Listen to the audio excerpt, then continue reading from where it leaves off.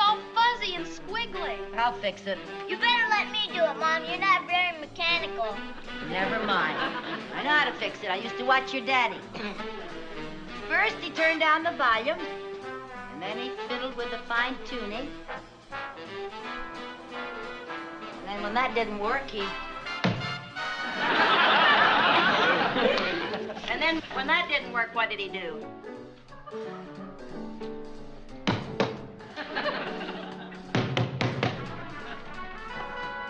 Oh, gee, kids, I'm sorry. I think the set's broken. Broken? Oh, no. I did all my homework for nothing. Nobody ever died from too much spelling. All right, Chris, you're not his mother. Thank goodness. And that's enough out of you, too. Well, if the TV's broken, what do we do tonight? Oh, there are lots of things to do. Like what? We already did our homework. We could eat, but we just ate. Well, let's not fall apart because we can't look at television one night. I'm sure we can find plenty of things to do that'll be amusing. Oh, sure we can.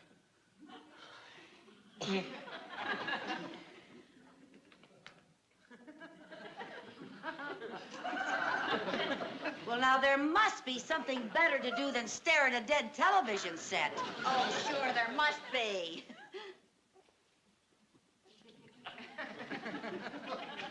Mom, what did you used to do in the olden days before television? Well, we used... What do you mean, the olden days? You know, Mom. I mean, when you were kids. Oh, when we were kids, there were lots of things to do, like taking a ride in a covered wagon. Yeah, or going down to the beach to watch the Pilgrims land. Mother. Come to think of it, Viv, what did we do before television? We used to hit the radio. I know what we used to do when I was a kid. We used to gather around the piano and sing songs on Sunday night. With Mitch Miller? No, not with Mitch Miller. We used to sing by ourselves, and we had a darn good time, too. How about it? Oh, that sounds like a lot of fun to me. Come on, let's have a real old-fashioned sing. Come on. Gather around. Right over here now, fellas. Oh, this is going to be great. Now, what do we sing first, Lucy? How about the Long, Long Trail? Good. There's a long, long trail a-winding into the land of my dreams. Why aren't you singing? We don't know that one. You don't know the long, long trail? You're kidding. Oh, well, I know another one. How about this one? Away till the sun shines, Nellie, and the clouds go drifting. But you don't know that one either? I never heard of it. Oh, say. Well, now, what song would you kids like to sing? Do you know Ahab the Arab? Ahab the who rap? Ahab the Arab. It's a song. That's a song? Oh, I know a good one. Papa Ooh Mau Mau. Yeah, Papa Ooh Mau Mau. Papa Ooh what? Papa Ooh Mau Mau. Papa Ooh Mau Mau. Papa Ooh Mau Mau. Papa Ooh Mau Mau. Papa Ooh Mau Mau. Papa Ooh Mau Mau. Papa Ooh Mau Mau. Papa Ooh Mau Mau. All right, hold it. Papa Ooh Mau Mau. How about those lyrics? Oh, my. Oh, you're kidding. Now, we gotta think of something that we all know. Come on. Where'd you ever get that song? Is that what you learn in school? I know one, Lucy. How about this one? What is it? Down by the old mill stream, not the river, but the stream. When I first met you, not me, but you. It was eyes all blue, not green, but blue. Dressed in gingham true, not one, but two. It was then I knew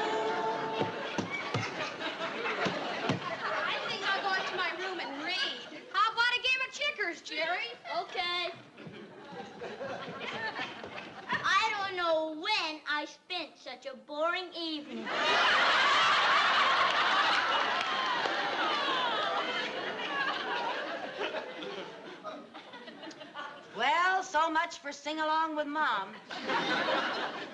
I don't know. I don't know what's the matter with children these days. They just cannot entertain themselves.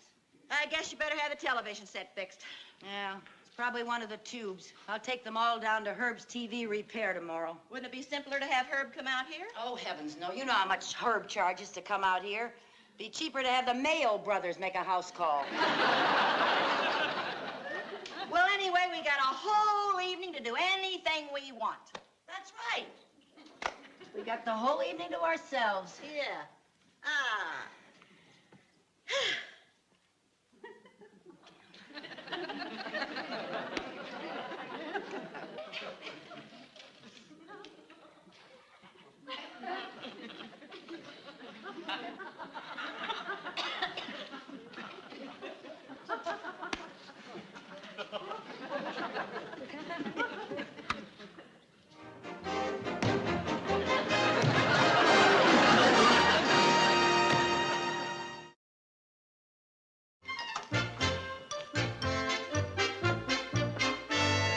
Well, which tube is bad, Herb?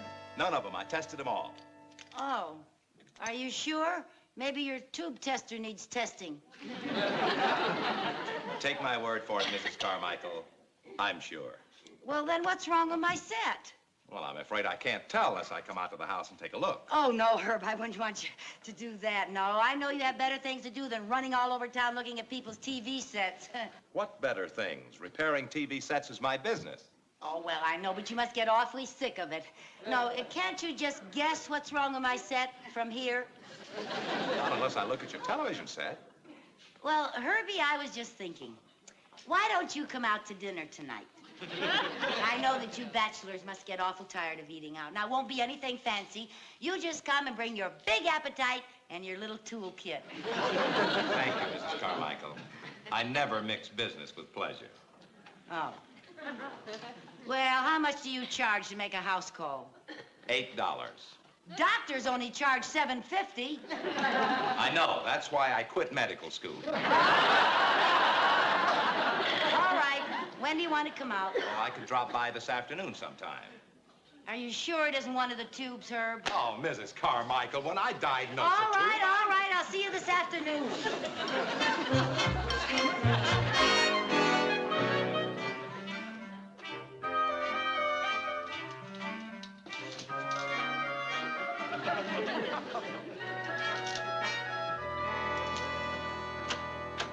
Hi.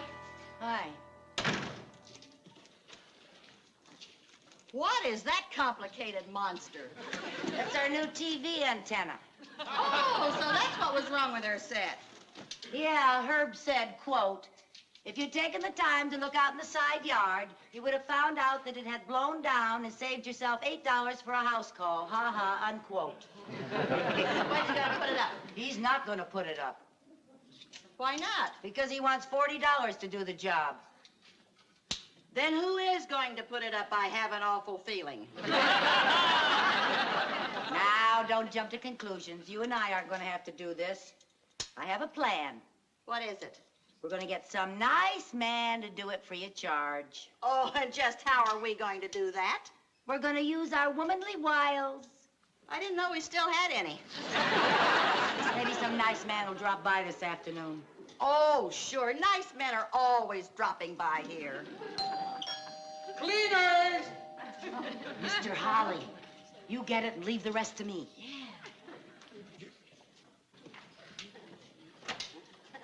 Hello, Mr. Holly. Hello, Hi Miss there, Aggie. Mr. Holly. How are you today? Hi, Miss Carmichael. Is that a television antenna? That's right. Mrs. Bagley and I are going to put this up on the roof. By yourselves? That's right. You two little ladies are going to get up on a ladder and sashay around the roof of a two-story house with that? That's right. Well, by George, that's what I call spunky. Yeah, well, it does take a bit of courage, I'll say that. You know how steep our roof is? Why, it just drops right off. Well, you're regular daredevils. Well, we wouldn't really do this, only we don't have a man to do it for us. Well, I've got to hand it to you. No Most women would be moaning because there wasn't a man around the house. But not you two. You get right in and pitch in yourself and do it yourself. And that is the pioneer spirit that made this country great.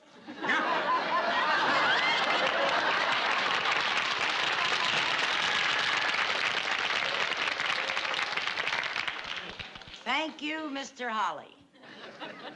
Well, who you gonna work on now, Wiley?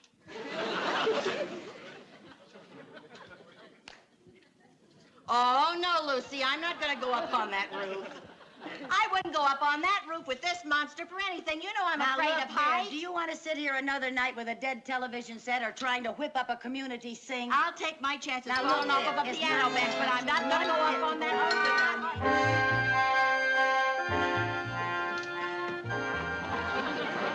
All right, Viv, okay. You ready? Yeah. All right, I'm starting it up. All right. There. Take it easy. I am. Watch out! What was that? Well, let's just say we've got one less window to clean. Say, all right. now Guide take it. easy. Hold on to it, Viv. Well, guide it a little better up there. It's tough enough down here. I'm doing the best I can All up right, here. flip, flop. There it is. I'm letting go, Lucy. Wait a minute, wait a minute. Okay, I got it. Ready? Yeah. All right. You sure you can't do it by yourself? No, I can't do it by myself.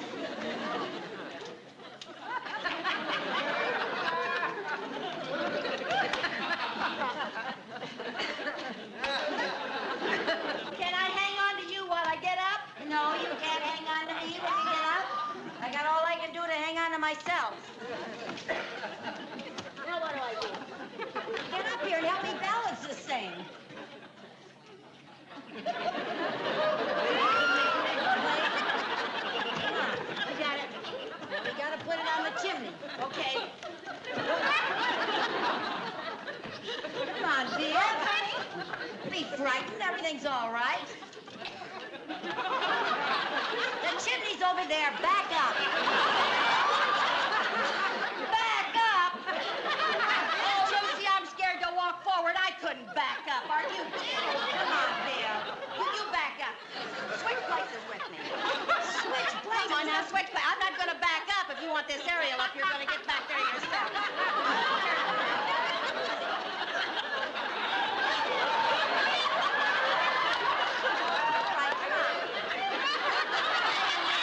I'm still backing out. Turn around. Yeah, I'll have to turn around. Now hang on to me, Lucy. I'm hanging on, Viv. I'm hanging on. Don't be a scaredy cat. Now, Hey, I come did on. that pretty good, didn't I? You were beautiful. Aren't you afraid to back up, Lucy? No, I'm not a bit afraid. Just turning a corner. Maybe look around. Maybe we can find a place in the roof where it leaks. Maybe we could. While we're up here, we'll take a look, huh? Yeah. I found it! I found it! Oh, Just what I always wanted, a skylight in my bedroom. dear. Go start now again? Yeah. Lucy, Yeah. there's something I don't understand. What? Why did you undo this like this? Couldn't you brought it up all in one piece? Did you ever try to put up a TV antenna? No, I didn't. Well, then come on and don't ask.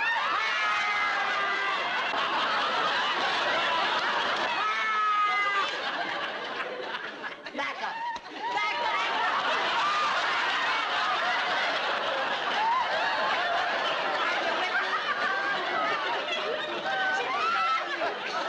Take it easy. Give me something to hang on to. Well, just put this over here in this pipe. You're worse than carrying that thing. There. That wasn't so bad, was it? No, as a matter of fact, that was a lot of fun. I want you to promise me something. If this ever blows down again, don't you let anybody help you put it up but me. Oh, I can see the city hall from here. Oh, Lucy. It's a pretty sight. Hey, now we're all finished except adjusting this so that we get the best reception. Okay, Now you go downstairs and you turn on the set and you call up to me from the chimney. Go downstairs? Yes. All by myself? Go on, Viv. And call up to me through the chimney. That's the only way I'll ever get it adjusted. All right. Oh, come on now. I'm going.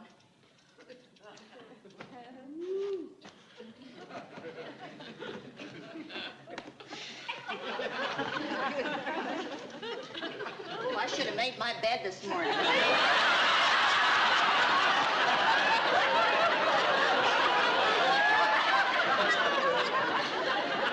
Hurry up, Viv. Oh, shut up.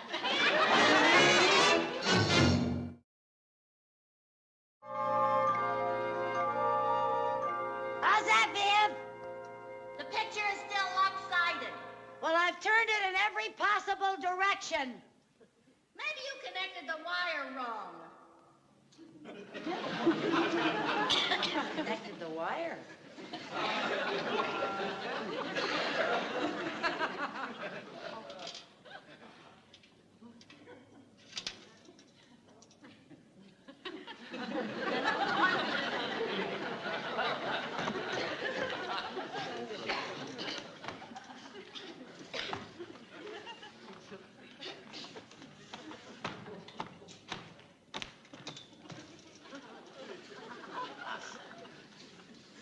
That's perfect.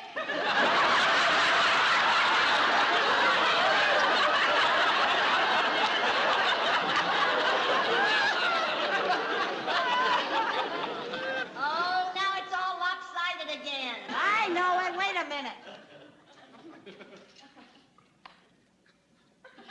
How's that? How's that, Viv? Viv, are you there? Oh, sorry. The picture's perfect. Why didn't you answer me? I got carried away watching Art Linkletter. Come on down, Lucy. He's about to go through a lady's purse. Okay, I'll be right down.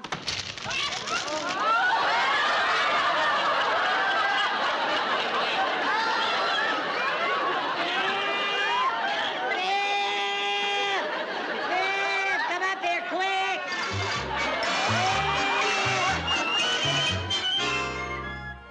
Come quick, Viv! Viv! Lucy, what happened? Don't ask questions, just pull me out. I'm stuck. Oh, you're stuck in there? My hand. Okay, give me your other hand, Lucy. Okay. Okay, ready? Pull, Viv, pull! That's as much as I can, Lucy. All right, I'm stuck, that's all. I'm just stuck. What are you doing in the chimney anyway? I'm testing to see if it's big enough for Santa Claus. What do you think I'm doing in the chimney? Oh. What's all that smoke? Where's that coming from? Lucy, I started a little fire in the fireplace. You started a fire in the fireplace. Well, I thought it would be kind of cozy. Why did you have to pick the day to be cozy? Because I didn't know you were going to pick today to fall in the chimney. That's Say, go get the ladder. Why? Go get the ladder. Don't ask questions, just go get the ladder. Why? Just go get the ladder and hurry up. Lucy, I'm getting pretty good at this.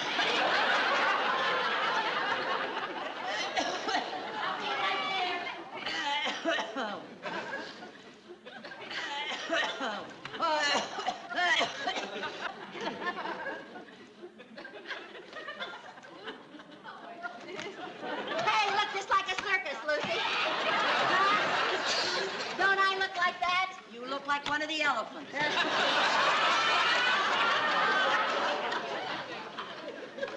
Now what do I do? Just put it across the gable. Yeah. That way we'll get leverage. Put the side down here. Leverage? Yes. And make a seesaw. A seesaw? Yes.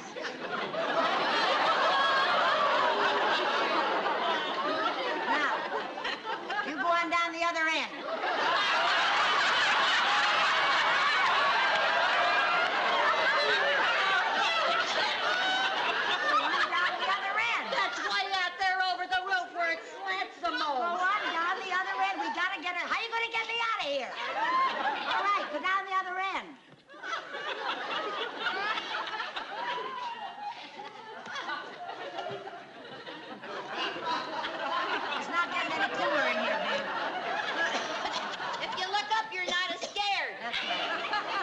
Just keep looking up, but get down to the end of Okay, it. now what do I do? Push? No, sit on it. Sit on it. You sit on it, Viv, and hurry up. You had to start a fire in here.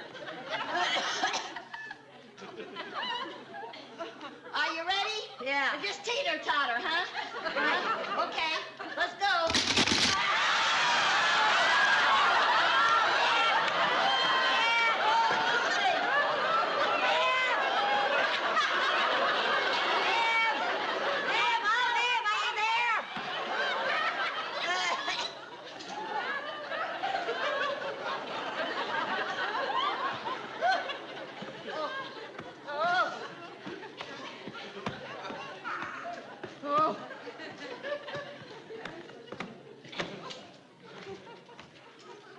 Have you got any more brilliant ideas? Well, first thing you better do is put out this fire, sister. How can I put out the fire? The ladder's broke.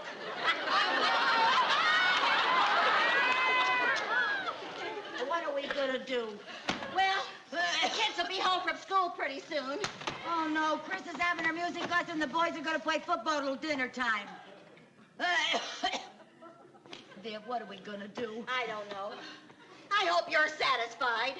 Thanks to you, we got a hole in the roof. We've got to buy a new window, and we got to pay Harry for his ladder, and heavens knows how much damage that smoke is doing downstairs. Saving $40. Your glorious idea of saving that money is going to cost us about $100. That's right. Pick on me when I'm stuck in here getting hickory smoked hips.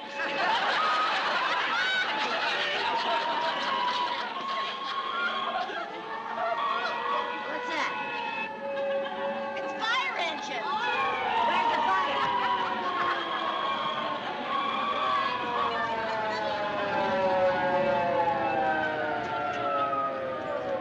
Lucy, it's here. Oh, go see the trucks down there. There's lots of men just milling around. There's a lot of smoke, Chief, but no fire. Hey, we're up here on the roof. Would you come and help us down? We'll be right up.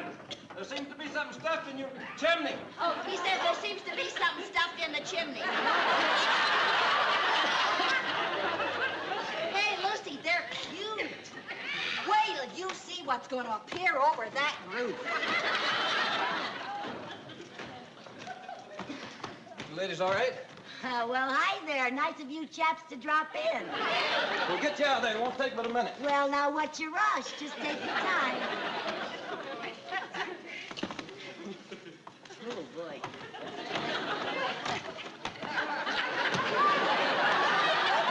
Can you make it to the ladder or you want me to carry you? Well, I think you better carry me.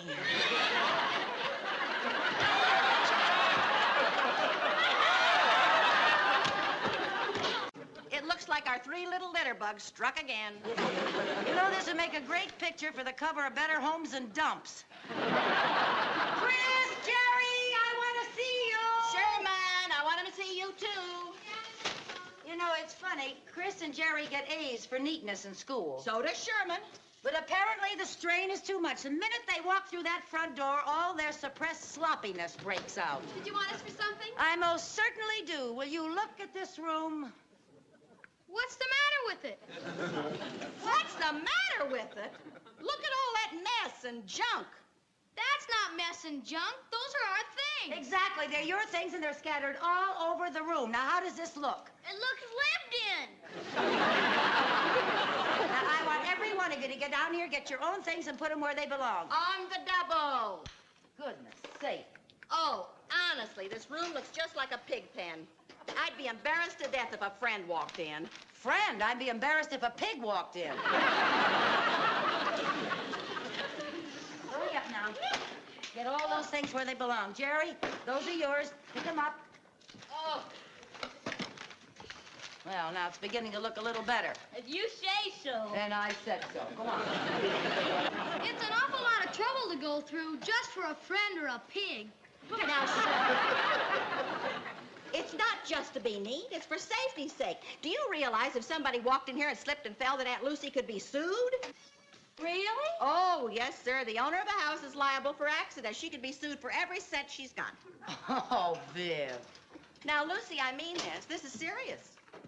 Well, luckily, nobody ever comes in here but our friends. They wouldn't sue us. Don't you be too sure. Where money is concerned, friends can get very funny. Well, say, speaking of money, Viv. I know. I'm behind in my rent. I'm sorry, girl, but Ralph's behind in his alimony, too. Yeah, well, I hate to nag about it, but the bills are piling up. I owe the butcher, the baker, and if I don't pay the light bill, I'll owe the candlestick maker. I'm sorry, Lucy. I've been looking for the check every day. It'll be along any day now, I'm sure. I just hate to ask Mr. Barnsdall for an advance on my allotment. Yeah, I know it. What happened? Vivian, what happened?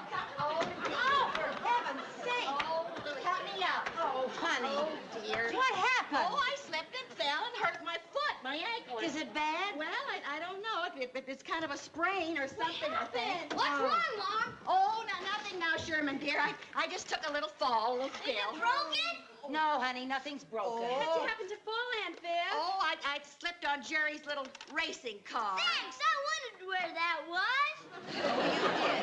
I hope that this has taught all of you a lesson about picking up your toys. Now, Aunt Viv might really have been hurt. Should we call Dr. Parker? Oh, I don't think that'll be No, necessary. I think I better, Viv. Well, Is Aunt Viv gonna sue you, Mom?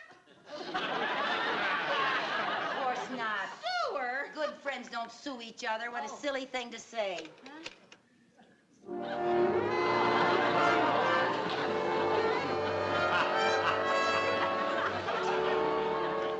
There. Is everything all right? Fine, just fine. Oh, hi, Mr. Barnsdall. I was on my way to the bank. I saw Doc Parker leaving. You sick? No, it's Viv. She fell and hurt her foot. Oh, I'm sorry to hear that, Mrs. Bagley. Was it serious? Well, the doctor says it's just a sprain. He won't have to shoot me. Yeah, that's very funny. Would you care for a cup of coffee, Mr. Barnsdall? No, thanks. I haven't got time. Oh, yeah, come on, have a cup of coffee. You work too much. You never slow down. All you do is work. A cup of coffee will never bother you. Come on. I got plenty of time for a cup of coffee. I just want to ask you something in private. Is my liability insurance paid up? You don't have liability insurance. We let it lapse. You are in charge of my affairs. Why would you do a dumb thing like that? Because when I told you it came due last year, you said, and I quote, "Oh, poo." Well, maybe I'm worrying for nothing. No sense getting myself in a tizzy. What are you talking about? Well, Jerry left his little racing car in there on the floor of the pantry, and Viv slipped on it and fell. Let me get this straight. Do you mean that your son carelessly left his toy on the floor of the pantry of your house and Mrs. Bagley fell and hurt herself? That's right. Go ahead. Get yourself in a tizzy. You mean I've really got something to worry about? That woman in there can sue you for everything you've got. Your house, your furniture, your clothes. Oh. Well, Vivian Bagley's my oldest and dearest friend. She wouldn't. Where money is concerned, friends can get very funny. That's strange. What is? That's exactly what my oldest and dearest friend said just a few minutes ago. Aha! I told you so. She's probably been waiting all these years for the opportunity to take you to the cleaners. Oh, I can't believe it. Well, there's one way to make sure. Get her to sign a release promising not to sue. Oh, I couldn't do a thing like that. Well, why not? If Mrs. Bagley is such a friend as you say she is, she won't object to signing a release. Well, all right. I'll write out a simple release form, and you can get her to sign it right now.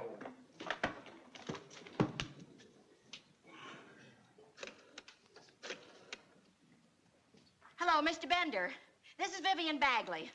I hate to bother you big lawyers with my small problems, you know, but I'm afraid you're going to have to get after Ralph again. He's behind with my alimony check. Well, this month it's pretty urgent because I just had a little accident, and I think I'm going to have some medical expenses.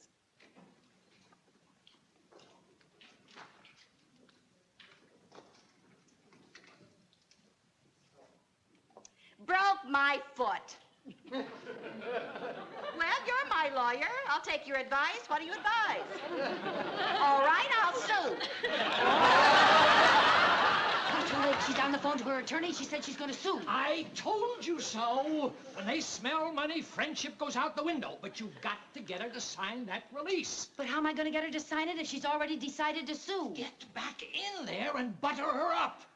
And while you're reminding her of your wonderful friendship, shove a pen in her hand and get her to sign that release.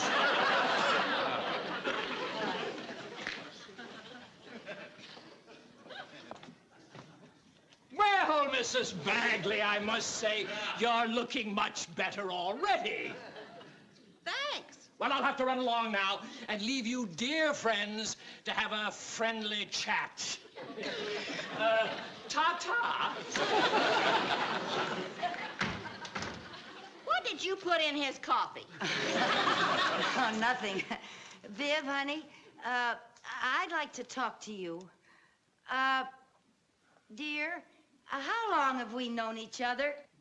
Well, we met in the waves. The waves, that's it. We were swabbies together, standing side by side in the uniform of our country.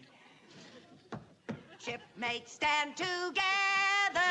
Don't give up the ship. Fair or stormy weather. We won't give up. We won't give up. We won't give up the ship. Lucy, what brought that on? Well, Viv, could I put your foot over here and just sit down a minute? Uh-huh. You know, honey, I was just thinking about our friendship, you know, you and me, and how long we've known each other, and I just never told you how much your friendship means to me. Friends like us would never want to make the other one unhappy, you know, and we'd never have a fight, or we'd never be mean to each other, or we'd never sue each other, or we'd never Lucy, have... What? Lucy, speaking of suing, my lawyer says I'm going to have to sue Ralph for my back alimony. Oh, that's what you were talking about on the phone. What did you think? Nothing, nothing. Why should I think anything? Wait a minute. Swabby shipmates stand together. Good friends that never sue. Lucy! Did you think I was going to sue you? No! Well, I should hope not. Oh, I should hope Why, not, too. Lucy. No. I, Vivian Bagley, hereby waive that. Lucy, this is a release. You did too think I was going to sue you. How could you think a thing like that? Well, you were the first one to talk about suing when we were picking up the kids' toys, and you were talking about suing on the telephone. How do I know that that telephone call was about your alimony? Well, if that's all you think of my friendship, and if that's all you think of my honesty, I am going to sue you. Oh, you wouldn't. Oh, wouldn't I? Viv, you sure you don't want to sign that?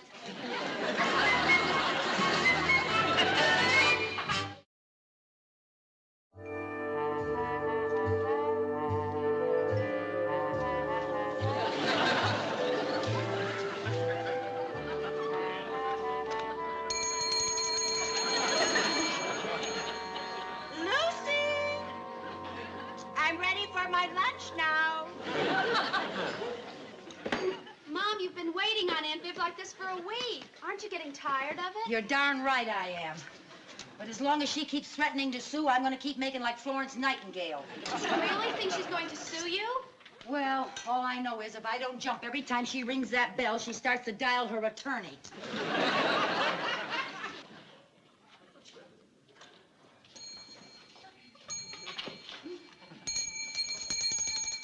Lucy, I'm ready for my lunch now. I'll be up in a minute, Viv.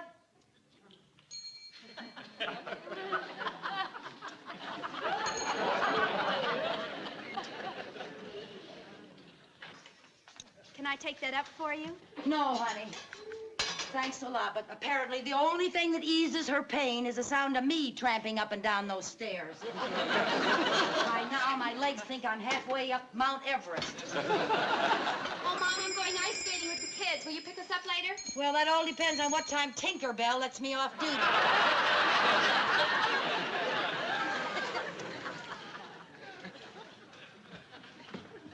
Lucy! Yeah? Would you please bring me the morning paper when you come up, dear? I'd like to know what's going on in the outside world. Okay.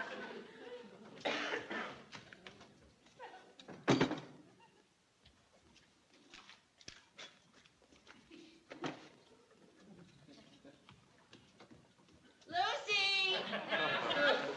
Would you bring my typewriter too, dear? I want to answer my get well card. All right.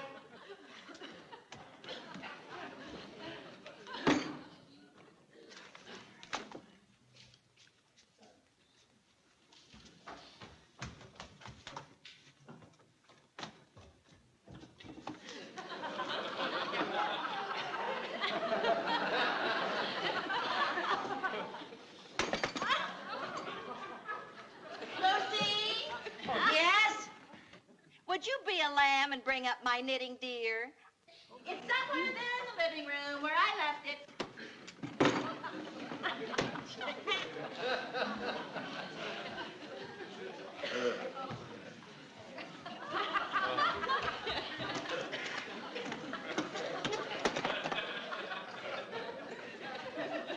Lucy!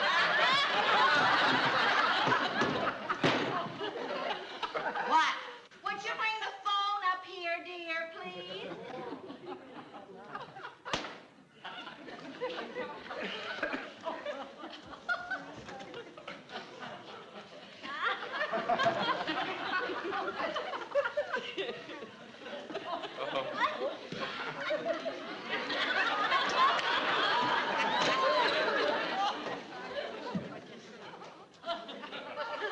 Viv, is there anything else you'd like? No, dear, I can't think of a thing. Oh, yes. There is one thing. Would you bring up that bowl of fruit, dear?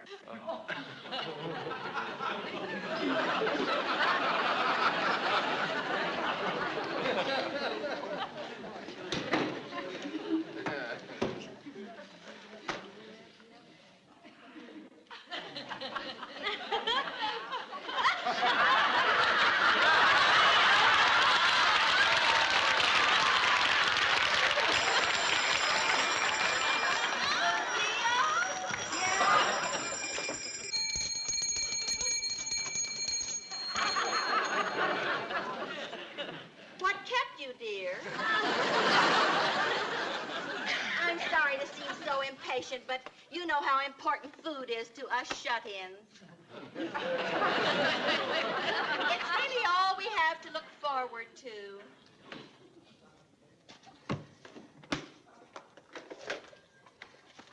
Would you please put that over here on the bed where it'll be handy for me to dial?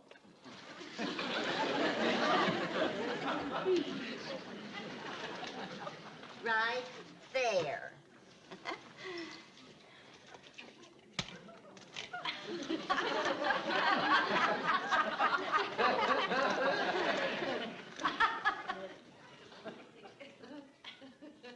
Right in there, thank you. Oh, thank you. Lucy? Oh, I forgot. Oh, dear.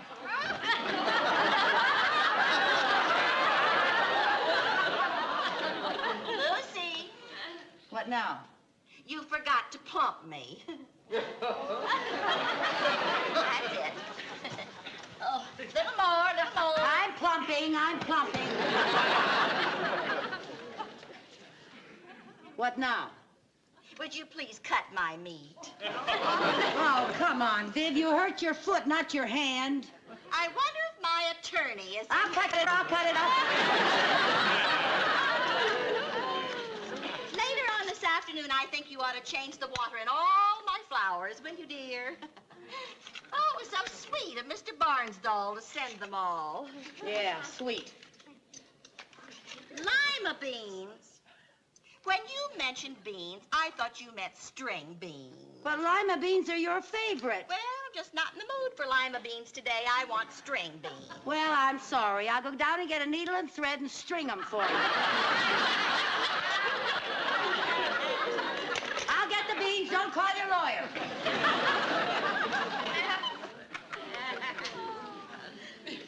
Hi, Mom. Hi. How's your poor foot? Oh, I think it's going to get well today. Really? Yes, I want to get my hair done this afternoon. You gonna let Aunt Lucy off the hook? Right after I eat this lunch, I'm going to march downstairs and tell her. Say, Mom, couldn't you have just pretended to sue Aunt Lucy without staying in bed and letting her wait on you? Well, I could have pretended, but it wouldn't have been nearly as much fun.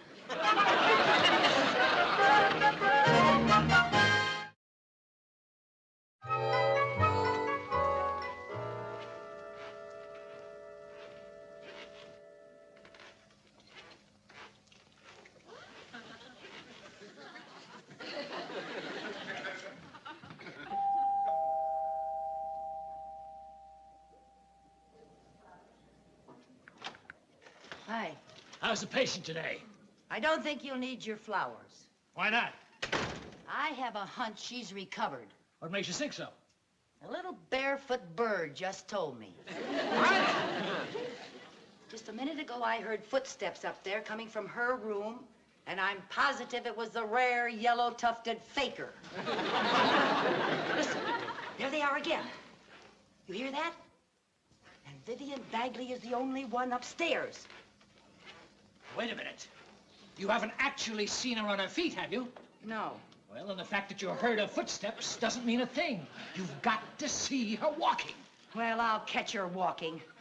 And when I do, I'm going to give her a bill for my services as a private nurse at $30 a day. Not to mention what a pillow plumper gets. Sit down. You sit down and wait for me. Just stay here.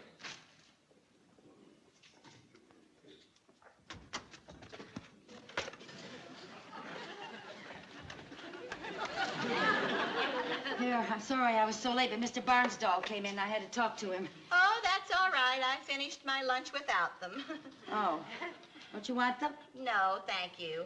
Would you please take the tray away? Oh, Viv, I think I'll go in town for a while. Oh? Yeah, I'll be gone about an hour. Okay. Or maybe more. Okay. See you later, about an hour or more.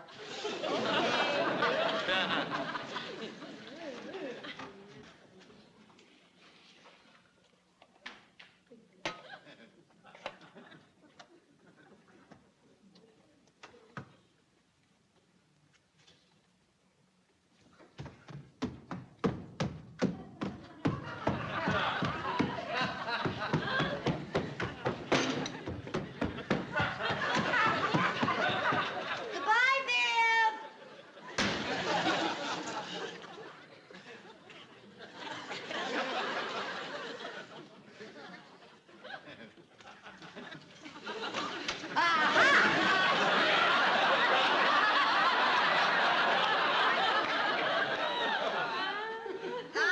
What? Aha! So there's where the telephone book is. Well, now, if you're going into town, dear, why do you need the telephone book? I want to sit on it. The seat's low. I can't see over the wheel. I'll see you later. Lucy, What? before you go, would you bring me up a cup of tea, please? Certainly, dear.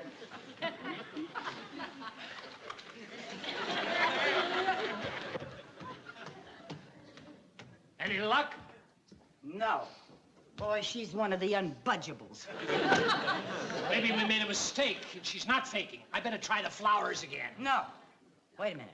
I haven't played my trump card. What's that? Ah! Ah! Help!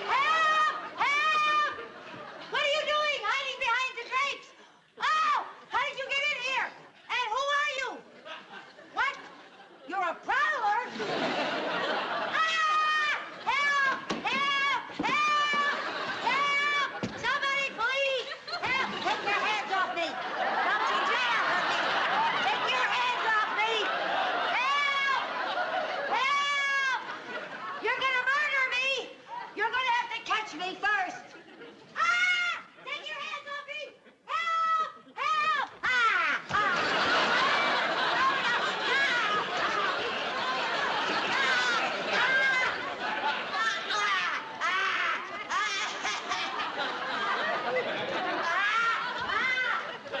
Somebody help! Help! Help! Lucy, Ah! where's my cup of tea?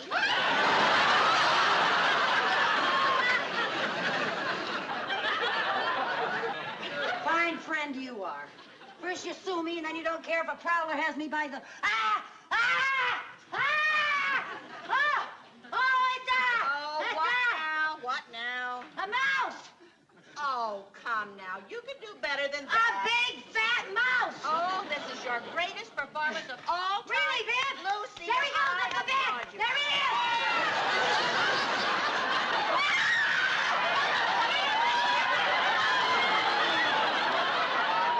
Get off here! There he goes!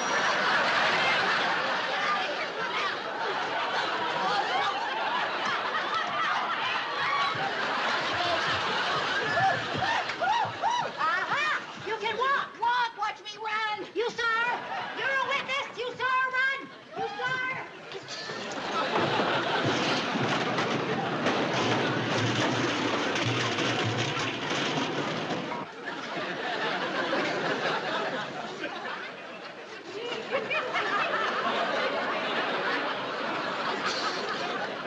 We usually go to the movies together on Saturday nights. Yeah. Well, I can't go tonight. I have a date. Hooray! Well, please, no ticker tape parades. It hasn't been that long since I went out. Who's it with, Harry? No, dear, not Harry. Very nice man I met at the Simmons dinner party last week. Well, that's swell, Mom. What's your problem? Well, I don't know how to tell Vivian without hurting her feelings. Well, just tell her the truth. I'm sure she'll understand. Well, I'm not so sure about that. When she's counting on something and it falls through, you know how she sours around. She's like a bear with a thorn, and it's... Oh, hi, girl. Hi, morning, Chris. Lucy, it's freezing upstairs. What happened to the heat? Well, we're running out of coal, so I turned the furnace down low. Oh. I'll get you some coffee. I suppose there's a good reason why you don't order more coal. Yeah, there is. It's Mr. Turner and the unethical way he runs his business. He won't give me this month's coal till I pay last month's bill. How long is our coal spell going to last? Well, my check from the bank is all gone, and your alimony hasn't arrived, so we're in the twilight zone again. Fine. By the way, I won't be able to go to the movies with you tonight. I have a date. Well, that's a fine thing. Making a date and not telling me, leaving me high and dry on a Saturday night. What do you mean, Mom? You've got a date, too. Well, that's different. How? Yeah, how? Aren't you finished with your breakfast? I can take a hint. How is it different? Because I was worried about breaking plans with you, and you couldn't care less about breaking plans with me. Oh, now look, Lucy, when I moved in with you, we made girls' rules. If either one of us had a date with a man, all other plans were automatically canceled, remember? Gee, you're right. It's been so long since either of us had a real date, I'd forgotten what the rules were. It's been so long since either of us had a real date, I'd forgotten we were girls. Oh. Who's your date with, Harry? Oh, no, not Harry. Gee, everybody acts as though I never go out with anybody but Harry. You don't. Well, Harry doesn't even count as a real date. I'm going out with a Dr. Rudy Warren, a dentist. Oh, no kidding. That was a lucky little cavity. He's not my dentist. I met him at the Simmons dinner party last week. Oh, Who's your date? Eddie Collins. Mm. The poor dear's been out on the road so long, and he's been eating in restaurants. So I'm fixing him a home-cooked dinner here tonight, if it's all right with you. Oh, dear. What's the matter? I promised Rudy a home-cooked meal here tonight. Oh, goodness. Well, this is a sticky wicket. One of our stickiest. Well, obviously, one of us will have to go out to dinner and the other can stay home. And I'm going to go out to dinner, and you're going to stay home? Thank you, dear. Now, wait a minute. Now, Lucy, that's not fair. I want to cook dinner here for Eddie tonight now.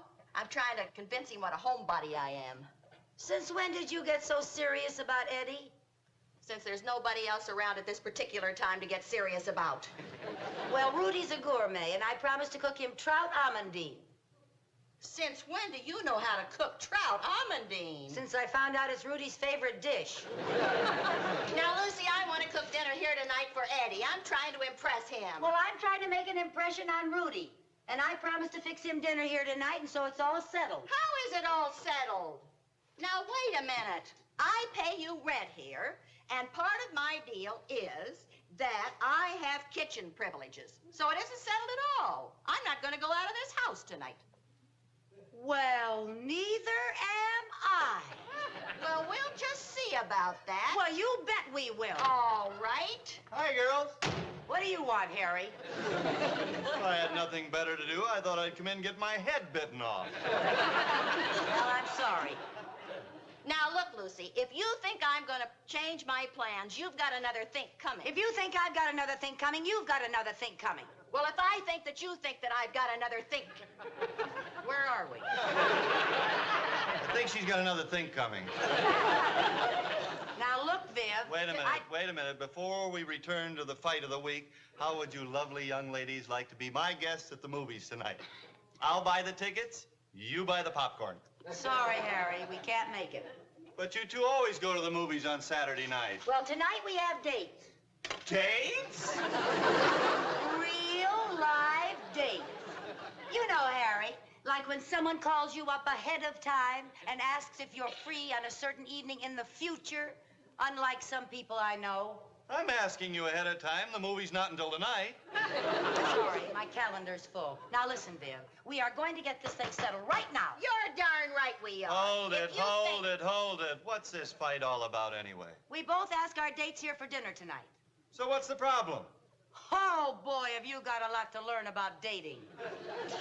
Harry, remember the old saying, two's company, four's a bore. Yeah. You remember what I told you the last time you had this beef? You should convert the basement into a rumpus room.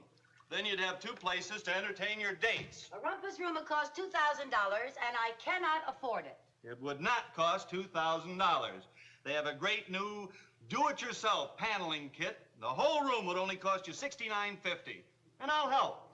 Harry, if we started right now and had a crew of 10 men, we couldn't finish that room by tonight.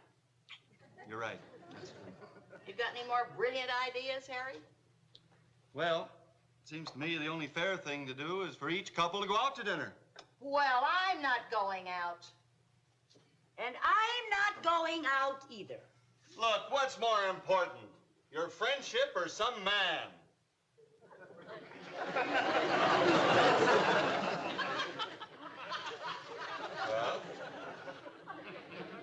Well?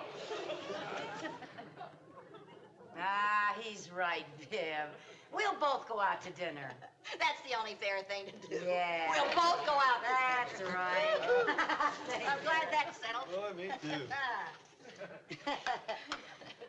Gee, Hey, I just thought of something. What's that, honey? If you go out to dinner, I might as well stay here and cook. Oh, no, you don't. Nice try, Lucy. Lucy, nobody stays home. Okay. Nobody stays home.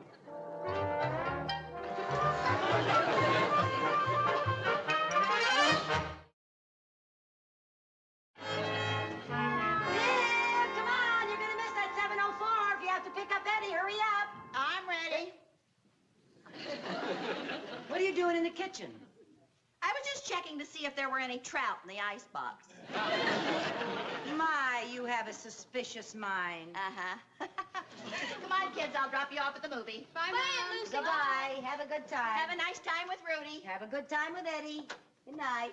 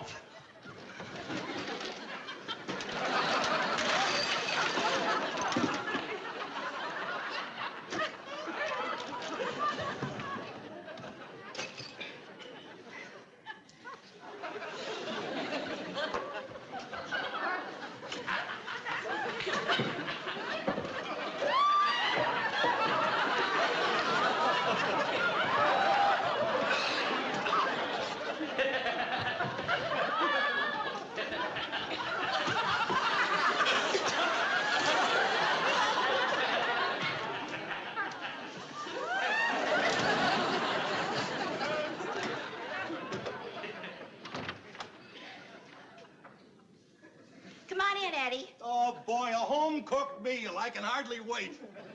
Oh, hi there. Oh, Hi, Lucy. hi, Lucy. What brings you two back? Oh, I forgot my gloves. Oh? What are those two black things buttoned on your hand? You mean these two black things on my hand? They're my gloves.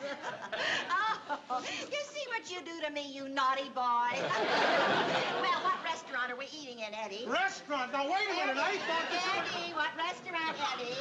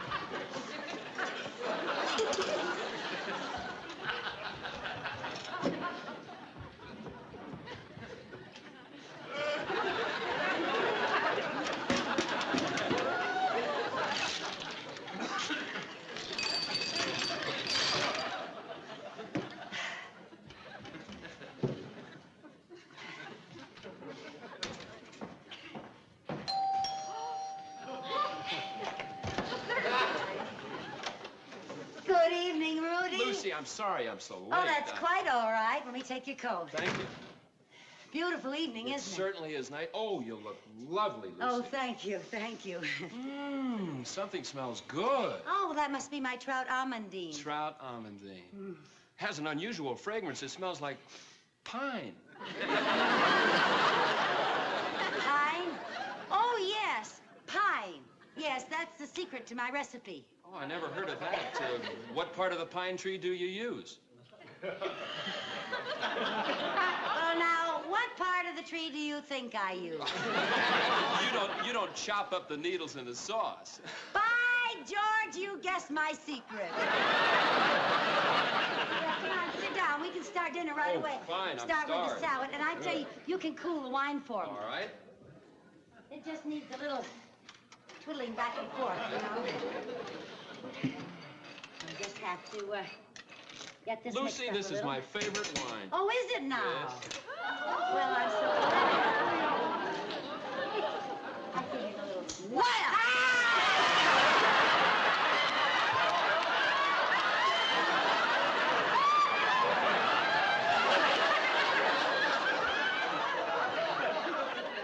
Dr. Rudy Warren, this is Vivian Bagley and Eddie Collins. How do you do? You like Doctor? it?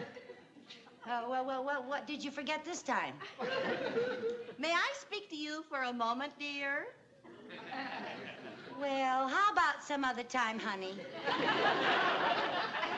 about right now, dear? Well, right now, I do have a few things to do.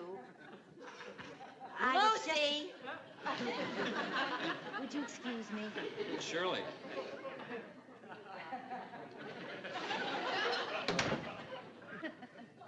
Lucy, you've pulled some mighty sneaky things in your day, but this time you've out-sneakered yourself. How could you do this to me? Me, your best friend. Me who trusted you. Me who believed every word you said. How could you do this? I'm no good. Would I do a thing like this to you? Would I? Never in a million years. Come in. Barney's Catering Service. Mrs. Vivian Bagley It's live here? another Mrs. Vivian Bagley. Just a minute. This is the right place. What have you got there? None of your business. Open it. I will not. If you don't, I will.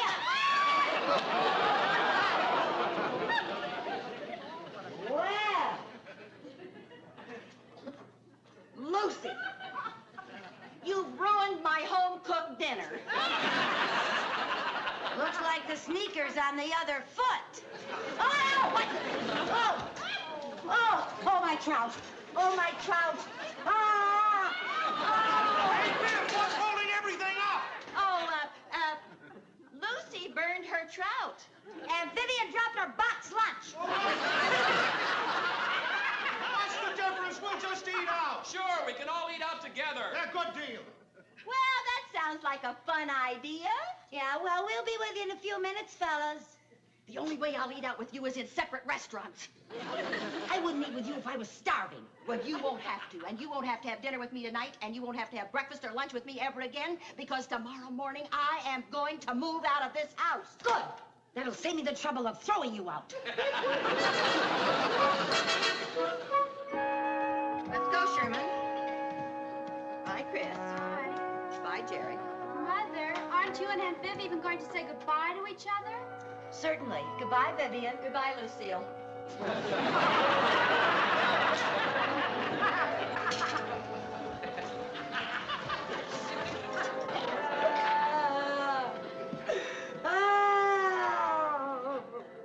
Hey, they're coming back. Oh. I had to come back. It doesn't make any difference to me, but Sherman missed Jerry, so it broke his little heart. Yeah, Jerry feels the same way about Sherman. We gotta stay together for the sake of the boys. Hurry, we gotta stay. Please, let me take your thing. I hope you have something nice to that girl's house, Liz. I'm sorry, Viv. I'll never fight with you again. And I'll never fight with you again. And just so we don't have any more trouble on our dates, I'm gonna take Harry's advice and turn the basement into a rumpus room. Oh, Lucy, you mean my friendship is worth $2,000 to you? No, $69.50. We'll do it ourselves. Yeah, I think that's the best idea.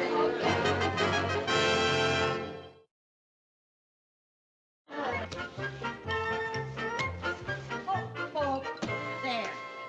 I'm finished. Now, Harry says that this has to set for a few minutes, so let's move the rest of that coal bin over there. Okay.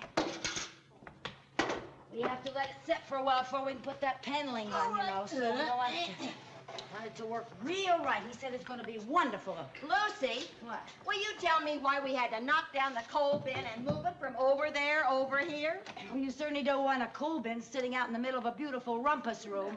You look great now. And don't forget, when it's all finished, half this room is yours. I have a very good idea which half is going to be mine. Oh, push tush. Well? Oh, say, now, Lucy, What? we'll have to remember to call Mr. Turner and tell him we've moved the coal bin over here, or are we ever going to get any more coal again? Well, I doubt it. I called in this morning and gave him the most heart-rending sob story you ever heard. I was magnificent, but he didn't even budge. If there's anything I can't stand, it's a hard-hearted, soft coal man. Let's get at the paneling. Okay. What do I do? Just guide me now down here at the edge of this. Right down in here so I get it right straight with that. All right. Is that it? That's it. There we No, go. Real hard. I got every inch of it. No, I got it. How about that? Oh, boy, that's great. Isn't that beautiful? Oh, I'll say one thing. That glue really sticks. Hey, isn't it going to look wonderful when it's all done? Oh, Biv, look at this spot you left. Oh, sorry. Well, I guess if you want a room glued well, you got to glue it yourself. Lucy, What? I was just thinking. When we get that coal bin all put back together again, we could get a sort of a, kind of a pretty screen and hide all that stuff over there, huh? That's a good idea. Yeah.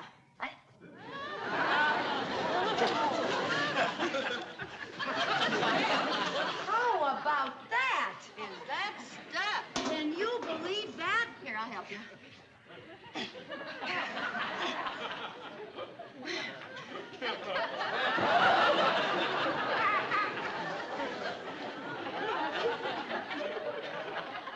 Well, we could always put a frame around it and pass it off as a Picasso.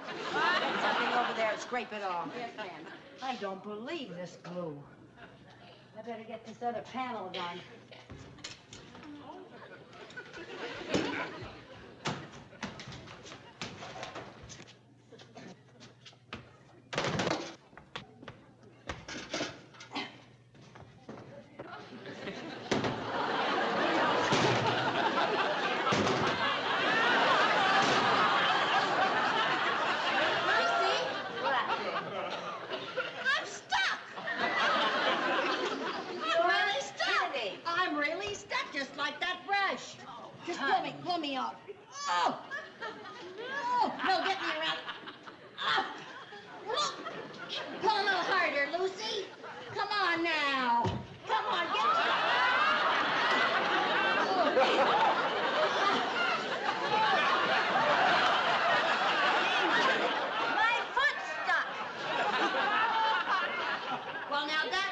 dumb thing to do. I suppose that's brilliant. You're getting your arm stuck. Well, untie your shoe and take your foot out of it and get me off of here. Honestly, I don't Pretty believe uncomfortable. I never heard of glue like this. Oh. Now, come on, Lucy. Yeah, Come on, okay. get me around. Come on, get me around. Okay, now. Get a good Come on, look. get a good grip and go.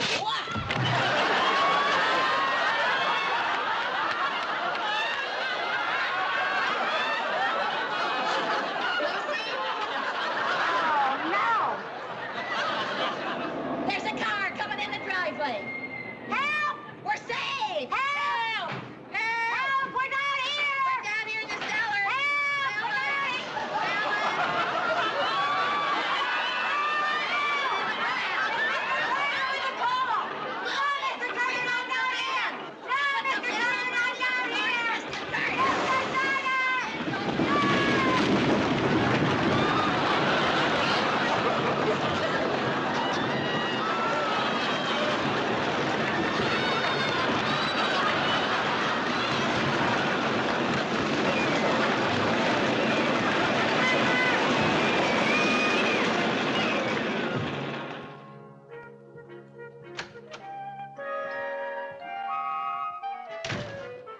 Lucy? Viv? We're down here, Harry. I got off early. I came over to help. Hey, how's the paneling coming?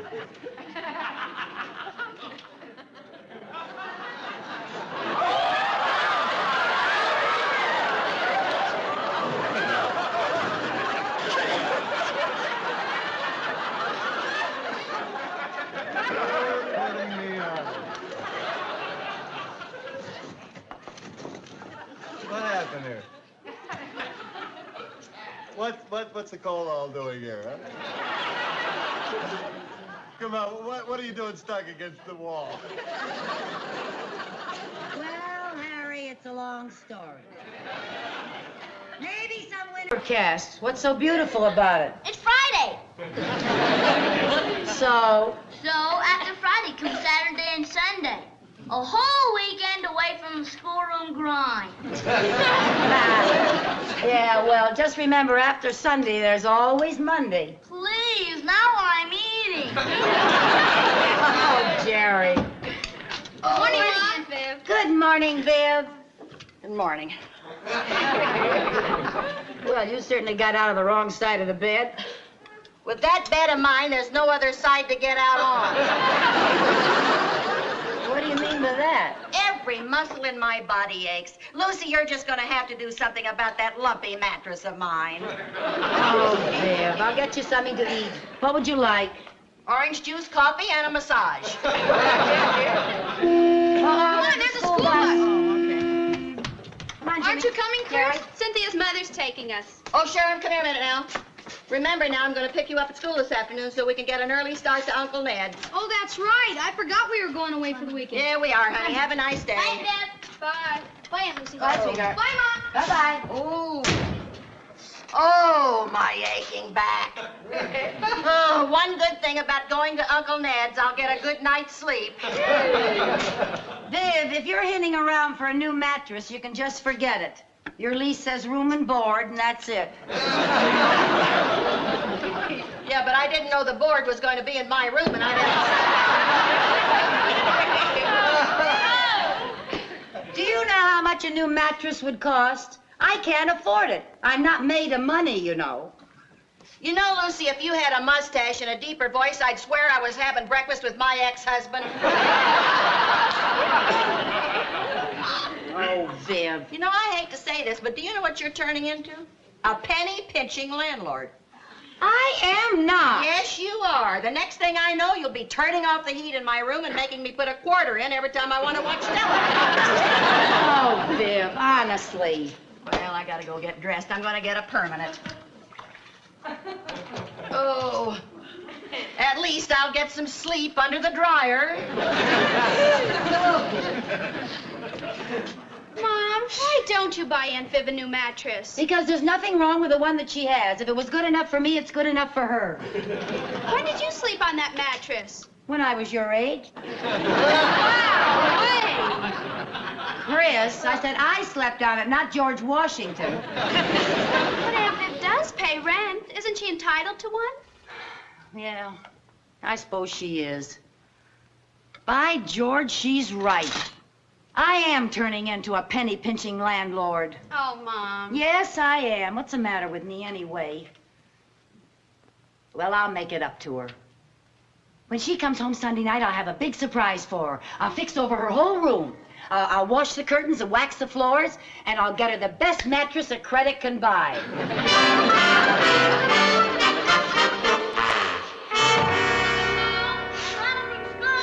I'm up here, kids, in Aunt Viv's room.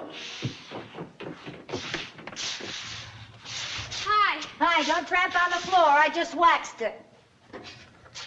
Whee! Jerry, I just asked you not to do that. Why did you do it? Well, boys will be boys. Gee, Mom, you sure work fast. It looks like a wonderful mattress. Yeah, I got it at Marshall's, and they delivered it right after Viv left for the weekend. Oh, what'd you do with the old mattress? Oh, I got a very good deal. Oh? They only charged me $2 to haul it away. Well, that's part of the mattress. That's a control. An electric mattress? Yeah, vibrates and gives you a massage while you sleep. See, it has 2 speeds, low and high. Where's the motor? Honey, don't move the bed. You make marks on the floor. Honestly, the motor's in the mattress, honey. Is there anything I can do to help you? Yeah, would you go down to the hardware store and ask Mr. McClay to give you 2 hooks for the hall closet? Oh, all right. Thank you. Can I go with her? Okay, honey. Whee! Jerry! Honestly. Oh. Oh.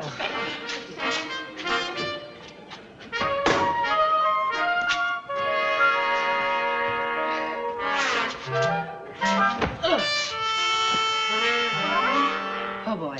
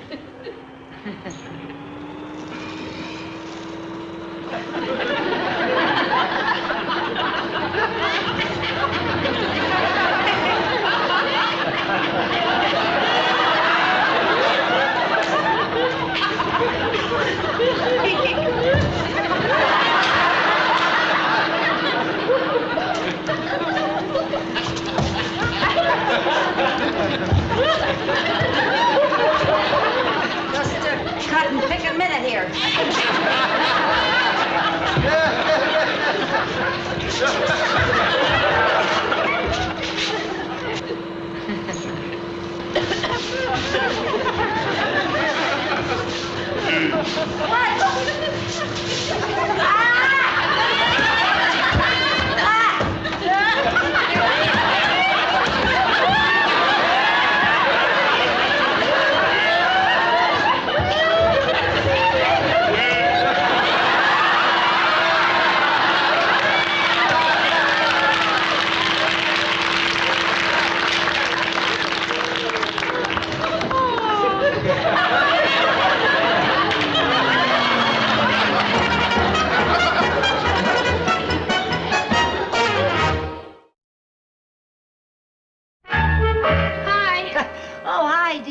Basketball game. We lost again. That makes the 3rd game in a row. Well, don't feel too badly. I just lost 9 games in a row myself.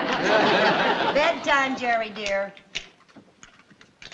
Mom, What? I sure hate to sleep in my room alone without Sherman. Now, honey, I'm going to be right down the hall. Oh, Jerry, why do you leave these stilts in the middle of the floor? Somebody's going to break their neck.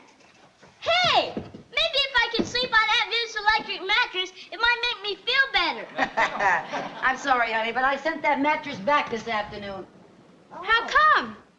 Well, I tried it out this afternoon, and that bed kind of took off.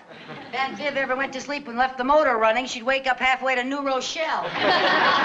Well, what's she going to sleep on? Well, I ordered another mattress, an ordinary one that has the decency to just lie there. It'll be out in plenty of time before Aunt Viv gets back. Good night, Terry. Good night, Mom. Good night, dear. Good night, sweetheart. Good night, Mom. Go right to sleep now. Okay. Okay. Come on in, honey. I'll turn on the light. Boy, Mom, I'm sure tired. Oh, so am I. You want a little snack, a glass of milk, some cookies or Good something? idea. Oh, honey, I'm so sorry my old car broke down and you didn't even get to see Uncle Ned. Well, you couldn't help it. It wasn't your fault your transmission dropped out.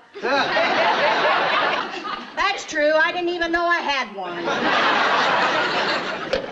I'll tell you one thing. The next time we take a trip, I'm going to carry a spare transmission in the glove compartment. Mom, that wouldn't work. But I'm too tired to explain why. Well, I'm too tired to understand.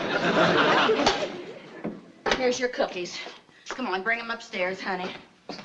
Oh, I'm so beat, even that old lumpy mattress of mine's gonna feel good tonight.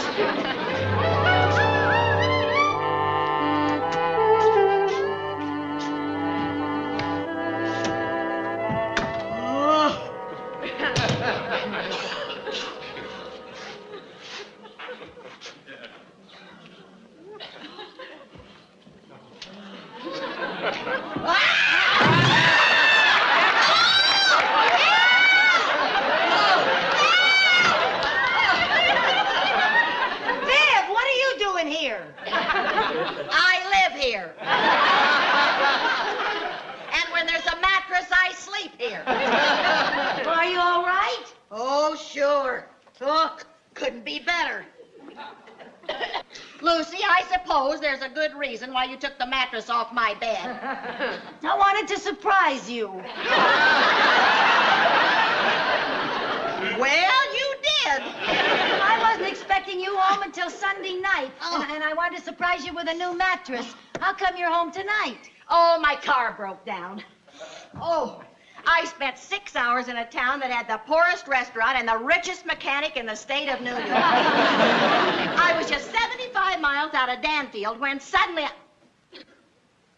Did you say new mattress? Yeah, it'll be here tomorrow, and it's a beauty, not a lump anywhere.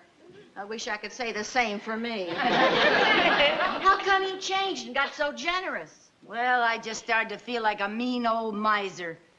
So I bought you a new mattress, and I washed your curtains, and I waxed your floors. How does it look? Oh, it looks lovely. I never would have thought... Oh, I'm afraid I got a little carried away with my waxing. I'm sorry. Are you all right? Well, it's late. I'll see you in the morning, honey. Sleep well. Nighty-night.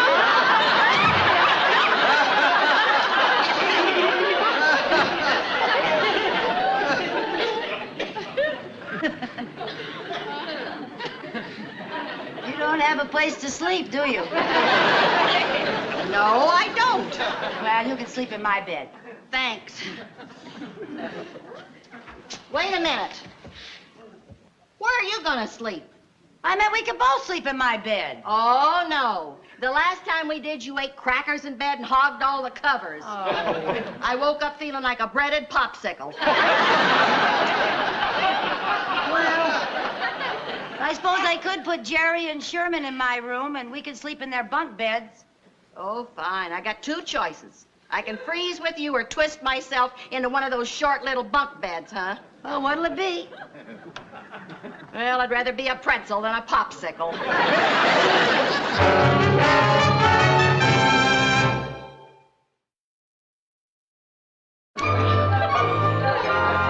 the boys didn't even wake up when I switched them to my bed. And how come you get the lower bunk? Because I got here first, that's how. Well, where's the ladder? Well, the boys haven't used that for ages, don't you remember? Oh. They keep it out in their treehouse. Oh, yeah. Oh, boy.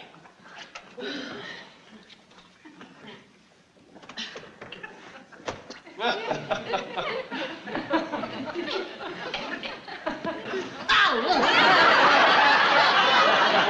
sorry. You're going to have to help me up here.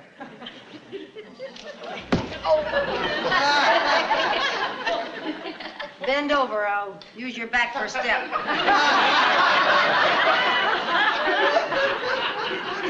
You'll use my what for a what? I want to step on your back so I can get up there. Try this. Wait a minute. I'll have to step up All here right, first. give me time. Wait a minute now. Get over in front of the bunk. Oh. Thanks.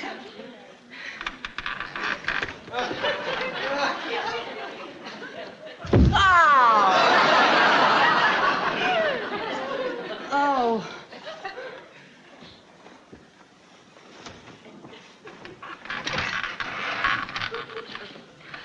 Lucy, what are you doing up there? Well, I'm trying to get comfortable.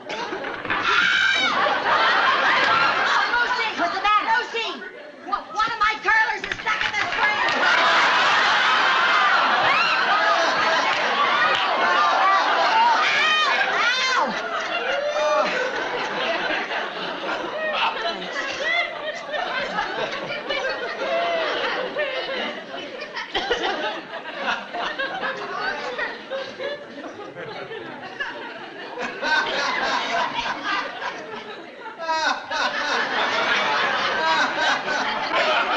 What do you want now? I am not Peter Pan.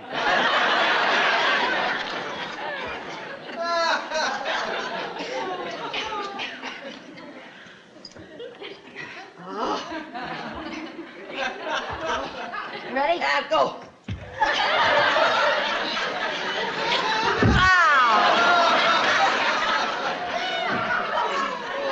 Eventually, I'll be able to get up on my own.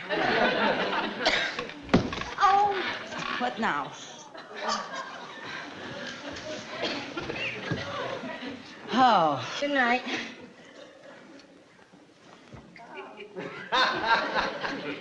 Lucy, What? I can't sleep down here. The walls are closing in. I've got claustrophobia. How can you have claustrophobia down there? There's plenty of space. Don't tell me where I can have my claustrophobia. Come on. Change with me, will you? Oh, good grief. Oh, Viv, honestly. You and your claustrophobia.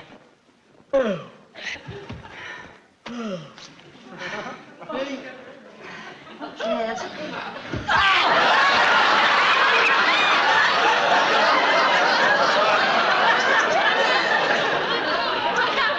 Apparently, my hands were overloaded. Never mind. Come on. I'll do it by myself.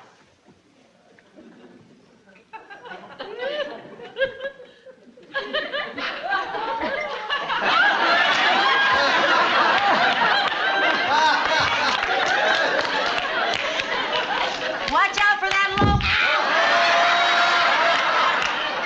ceiling. Thank you.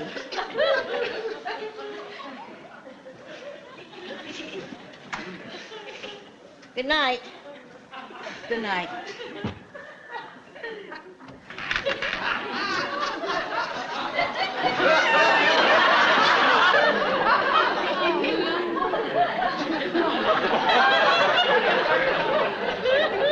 Lucy? What now? What now? I can't sleep up here either. I'm afraid I'll fall out. Fall out? I can't help it. Now, I'd rather risk claustrophobia than break my neck. Come on, switch with me, will you? Come on. Will you? Come on.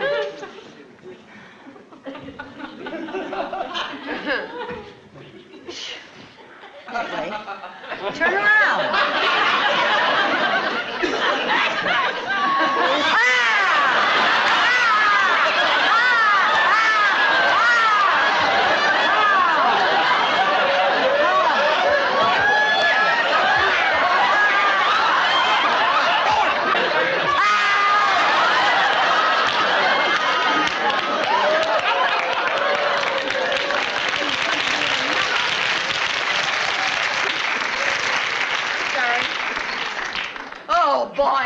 tired.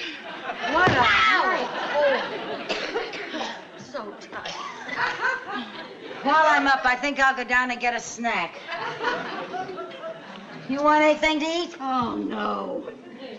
Boy, you must be tired.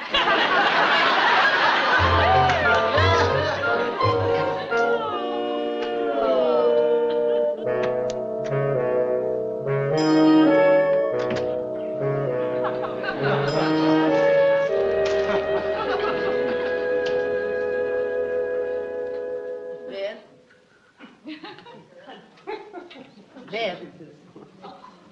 Oh, Viv.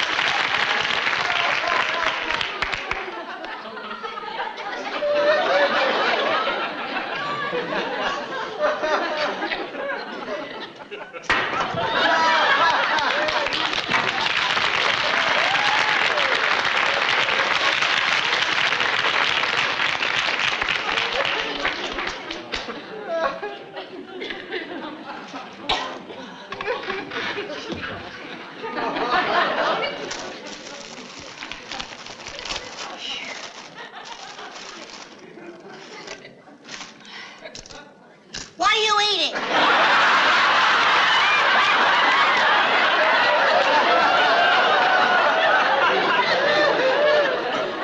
Potato chips. Oh. You want some? How did you get up there? Good old American know-how. Well. What's the matter now? Oh, now that you woke me up, my claustrophobia's back. Oh, Viv. Huh? What'll I do? Look, come on up here with me, and I'll sleep on the outside so you don't fall out. Okay?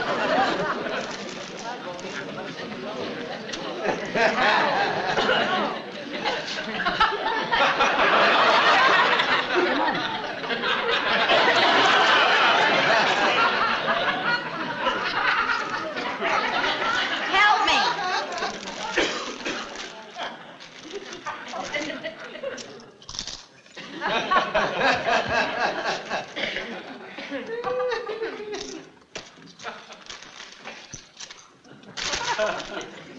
Come, get up there. Come on, Viv. I'm tired. Turn around. Up that way.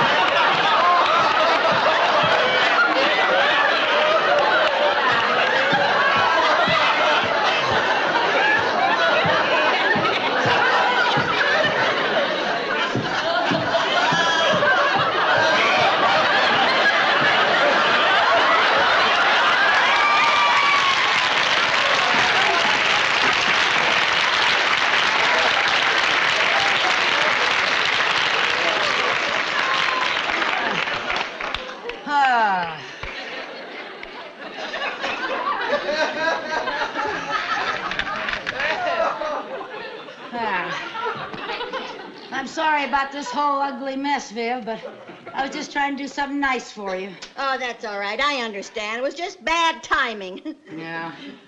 Well, your new mattress will be here in the morning. Thank heavens. Good night, dear. Good night.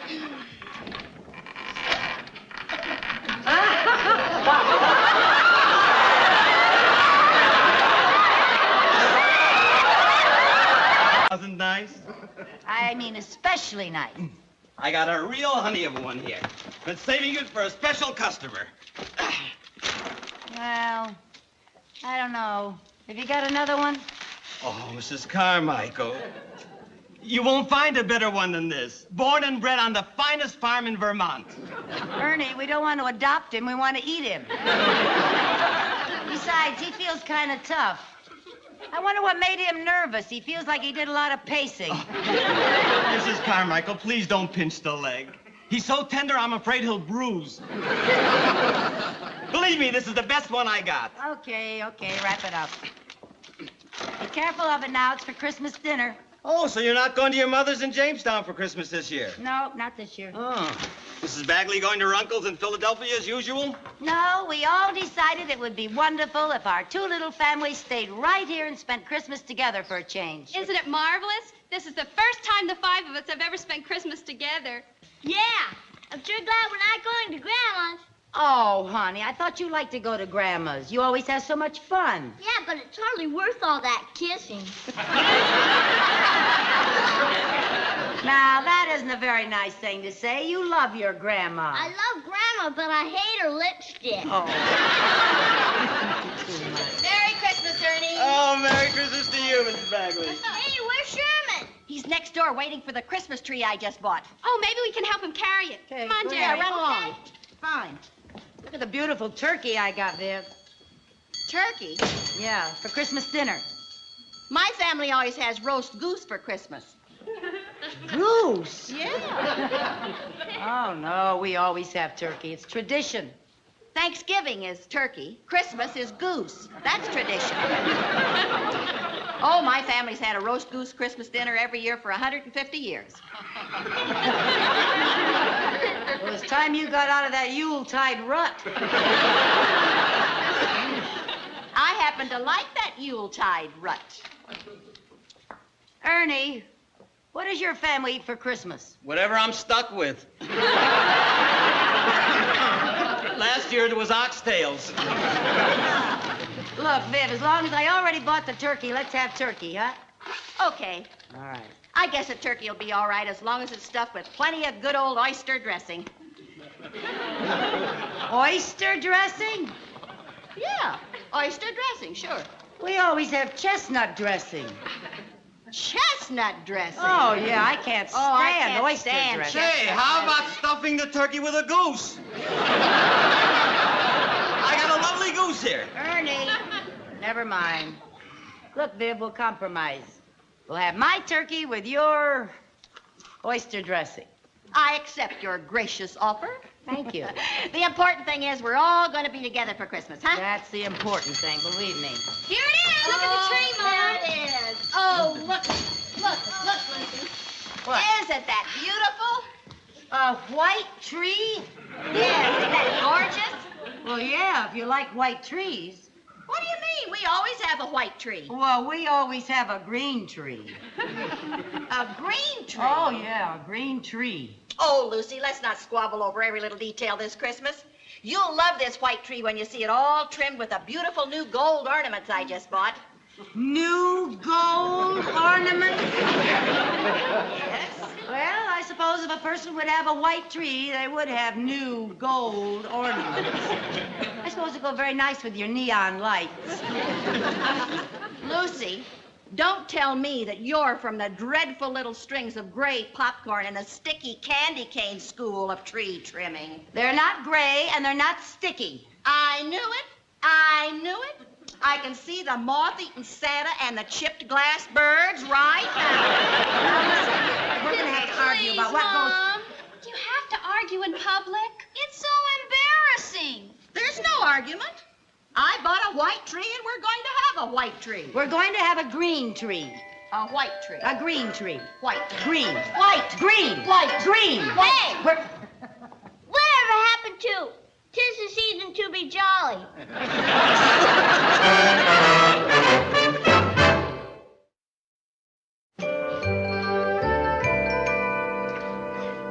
That's right, Tommy. If you don't believe me, come and see for yourself. I bet we're the only people in the world with 2 Christmas trees. One is green and one is, if you'll pardon the expression, white. Jerry, remember the Christmas spirit, dear. So long, Tommy. Come on, Jerry, let's go Christmas shopping. Okay. Jerry, did you take your money out of your piggy bank? Yes, Mom. How many presents do you have to buy? Well, there's you and Chris and Aunt Viv and Sherman and Harry next door and my teacher and Tommy and Amy Schaefer. And you have money enough to buy presents for all of those people? Sure, I've got a whole $1.10. Oh, well then, go ahead. Bye-bye. Come on, Sherman. Okay. Say, Mom, Yes, dear? could I ask you something? Of course. Well, if you were going to buy a pair of gloves for a lady who's a mother and a blonde and about as big as you are, what size and what color would you buy? Well, I'd buy black in size 6 1/4. Black, 6 1/4. Uh-huh. Thanks. Oh, Mom, after we go Christmas shopping, we're going to the Y. All right, have a lot of fun. Bye, Mom. Bye-bye. How do you like that? Oh, dear. Lucy, Yeah.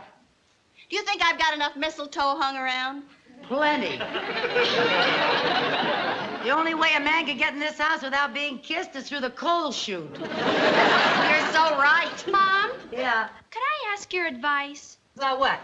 Do you think if I get Alan Harper a bottle of aftershave lotion for Christmas, it would be too personal?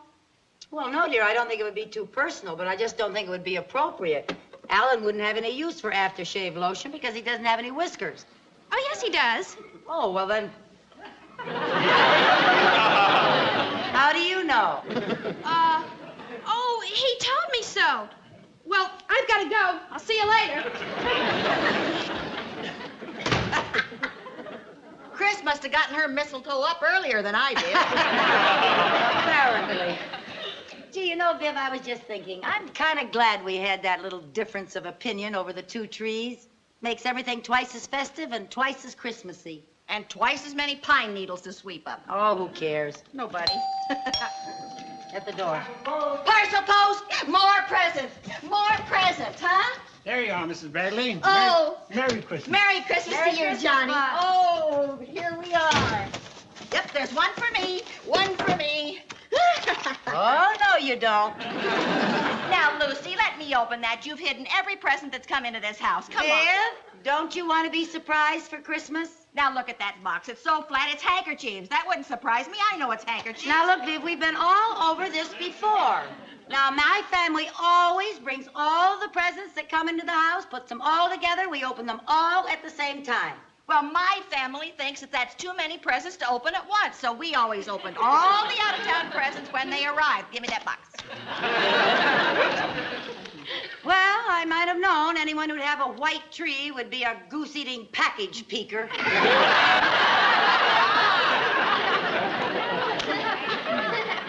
Lucy, that's not a very nice thing to say. Well, all right, I take it back. Well, fine. I guess it won't hurt me to wait till Christmas Eve to open my packages. Well, now that's a good girl. You'll enjoy it more. You open your packages Christmas Eve. Sure, we always have. Well, we open ours Christmas morning. Christmas morning? That's the proper time, yes. Well, that figures. That figures. What else would you expect from an evergreen-loving chestnut stuffer? Now, just a minute. Before we continue with this jolly holiday, I think there's a few things we better get straight. All righty. Tell me, when does your family usually have Christmas dinner? 1 o'clock Christmas Day. When does your family have its Christmas dinner? At 6 o'clock in the evening. Who hands out the presents? The littlest child. Who else? Everyone takes turns. That's who else. Oh, boy. We usually hang our stockings on the mantle. We usually hang ours on the foot of the bed. We open our stockings first. We open our stockings last. My father always read us Dickens' Christmas Carol. Well, my father always read us A Night Before Christmas. I'll bet my father could read better than your father.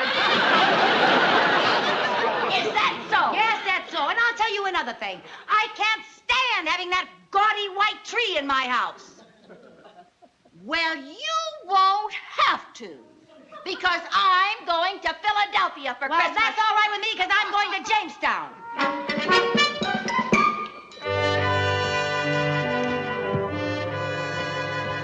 I'm all packed except for the Christmas presents. So am I. I just left a note for the milkman. Are the children home yet? No, not yet. I have to call the station and make my reservations for Philadelphia. I already made them. I made them at the same time I made ours for Jamestown. Thank you. You're welcome.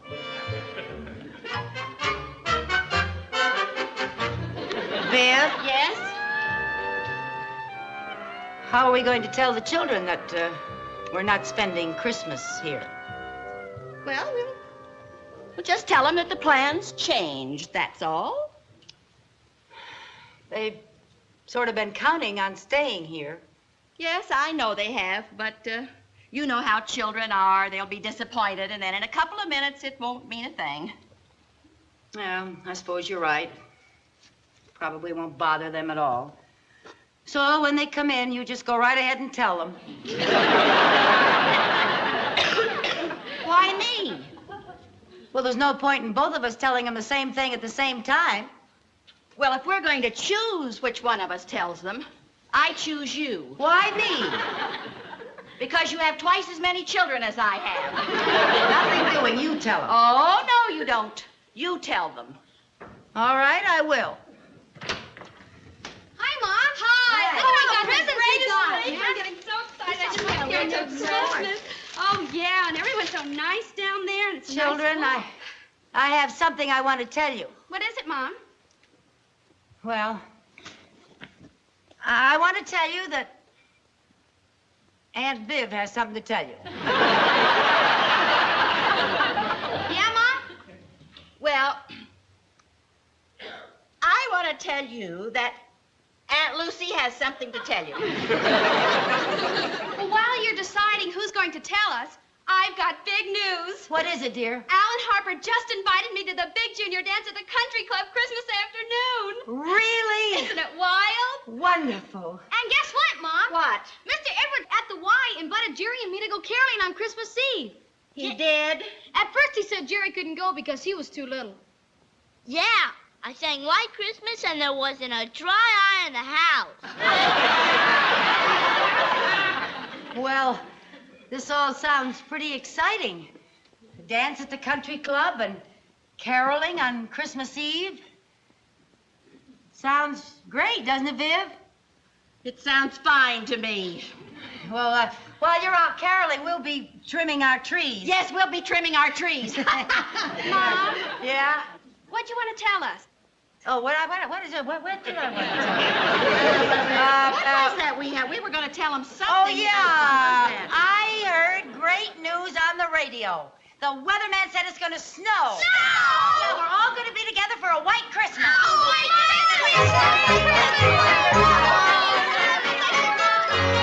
Is this enough bread for the dressing? Yeah, plenty.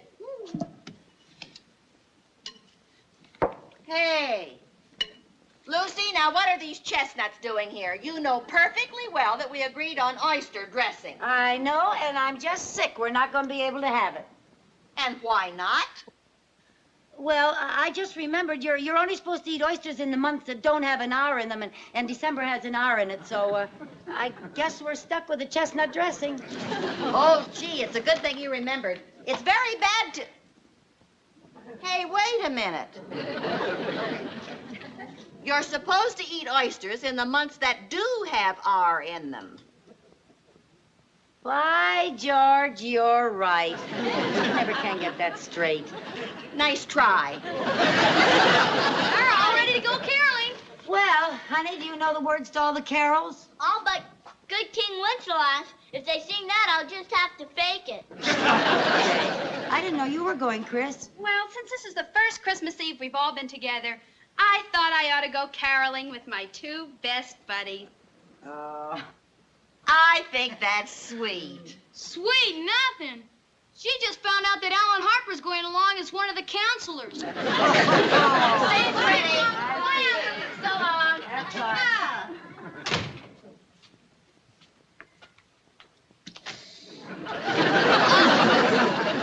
Aren't those oysters gorgeous?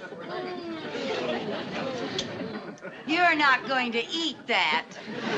You bet your life I am. Trim my tree. Oh, there's just nothing as good as a raw oyster.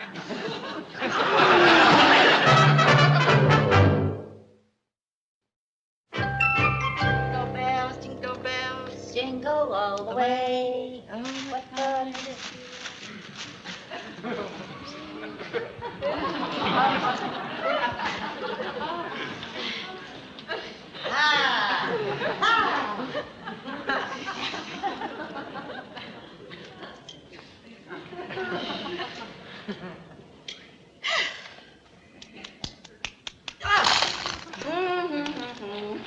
What'd you do? I sat on something.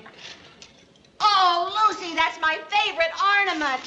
Oh. I paid $1.50 for that. Oh, I'm sorry. I don't think I broke it very much. Oh, sure. It's not broken very much. Oh, well, I'm sorry, Viv. It was an accident. I'll buy you another one. Well, all right. Jingle bells, jingle all the way. Oh, what fun it is to Did ride. you see this? I've had this since I was a little girl. Sweet.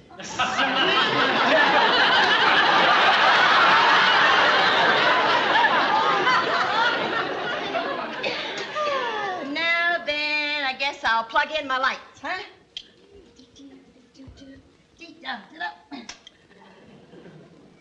Isn't that gorgeous? Yeah. Oh, my goodness gracious. Now then, let's see. One more, maybe one more. Where would I put just one more book? Oh! Oh! No, you stepped on my Santa! I'm sorry, Lucy. I didn't see him there. I didn't know he was on the floor. Oh! From now on, you'll have to call him Chris Crinkled. That's not funny. Oh, I'm sorry, Lucy. It's been on every Christmas tree since I was a little girl. I'm sorry. I'm never going to be able to replace Well, it. I'll try. Even if you did, it wouldn't be the same. Well, now then, let's not spoil it. Jingle bells, jingle bells, jingle all the way.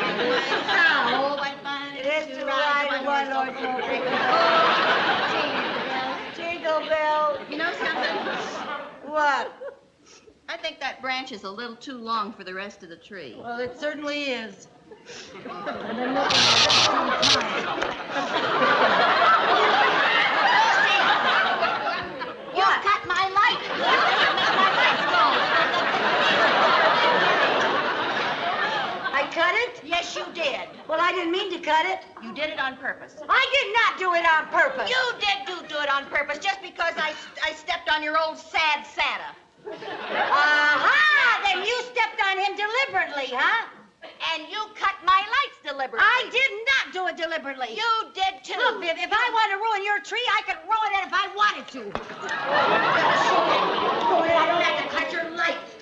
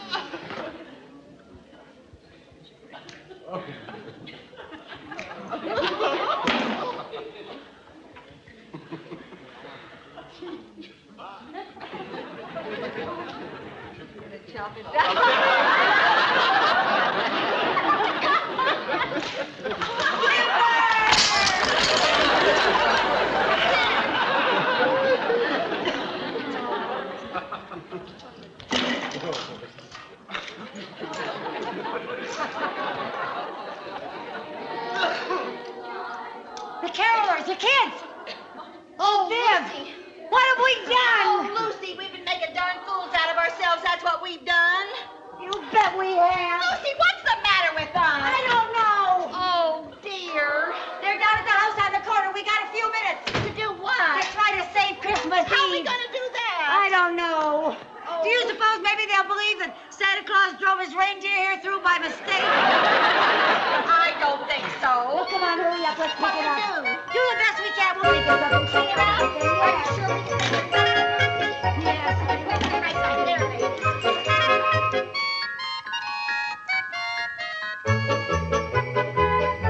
Give it here, Chris. Get that on the top. There it is. Put it down. Hurry, there, hurry. Right up next to where it's Got it. There it is. Got it. Got it. Hurry. Yeah. Hurry. I got it. I got it, Viv. We made it. Yeah. Go. Oh, is it gonna look all right? There they are. They're coming. They're coming. Ooh, hurry up. Get it fixed.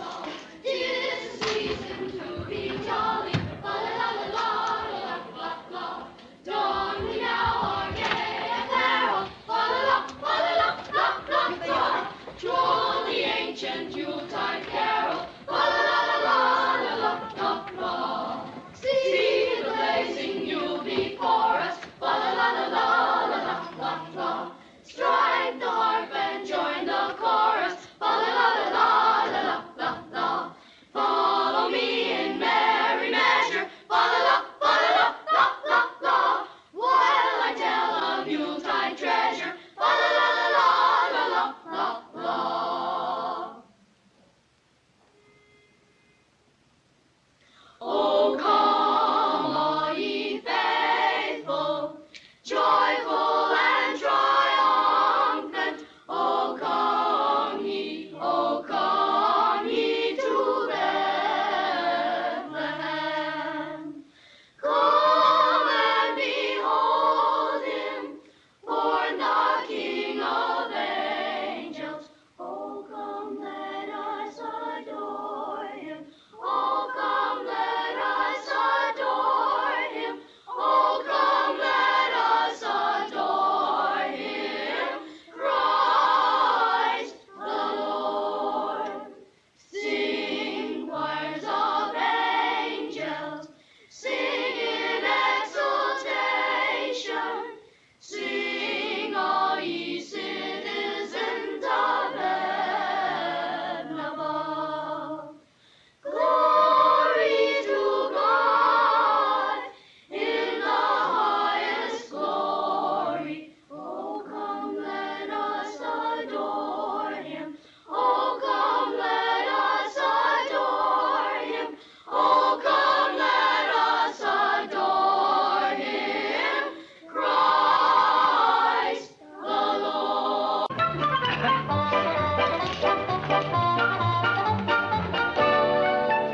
Lucy, why did you get these costumes out on New Year's Eve? I thought you and I could do our Charlie Chaplin sketch for Chris's party tonight. Oh, I don't know. Do you think Chris's gang would like it? Well, we were a smash at the PTA carnival. We got more applause than Flora Peabody's homemade divinity fudge. Well, if we're going to do the skit, we'll need 2 men to do it with us. Well, we'll get 2 of Chris's boyfriends to help us. It's too bad we canceled our New Year's dates with Eddie and Harry. I still don't see why we had to cancel our dates. Oh, for heaven's sake, Viv, this is a party for teenagers. You don't want any older people around. Well, what about us? We're not people, we're mothers. Oh, Viv. What's the matter? You're gonna have to take over the balloons. I gotta get my eyeballs back in my head. Oh, yeah, just a minute, Chris. Whew. Golly. Hi, honey. Hi. Hi, Viv. Hi, Chris. Did you get everything? Uh-huh. Confetti, horns, noisemakers, paper hats. What about the new net for the ping pong table? Mom, I decided we're not going to play ping pong. Oh? Well, I guess you have enough going for you with the charades, the 20 questions, and the musical chairs. Mother, those are children's games. They are? Yes. Well, all right. I guess there's enough with dancing and refreshment and entertainment. Entertainment? Yeah, I thought your gang would get a kick out of us doing our silent movie sketch. Your silent movie sketch? Uh-oh. I think Flora Peabody better start buttering those fudge pans. But, Mom, the kids may not know who Charlie Chaplin is. Well, just tell him he's a Stone Age soupy sales. Mom, we really don't need entertainment. All we want is dancing and refreshments. Okay, dear, it's your party. Oh, wait a minute. Jerry! Sherman! Wait till you see what I have planned for the stroke of midnight.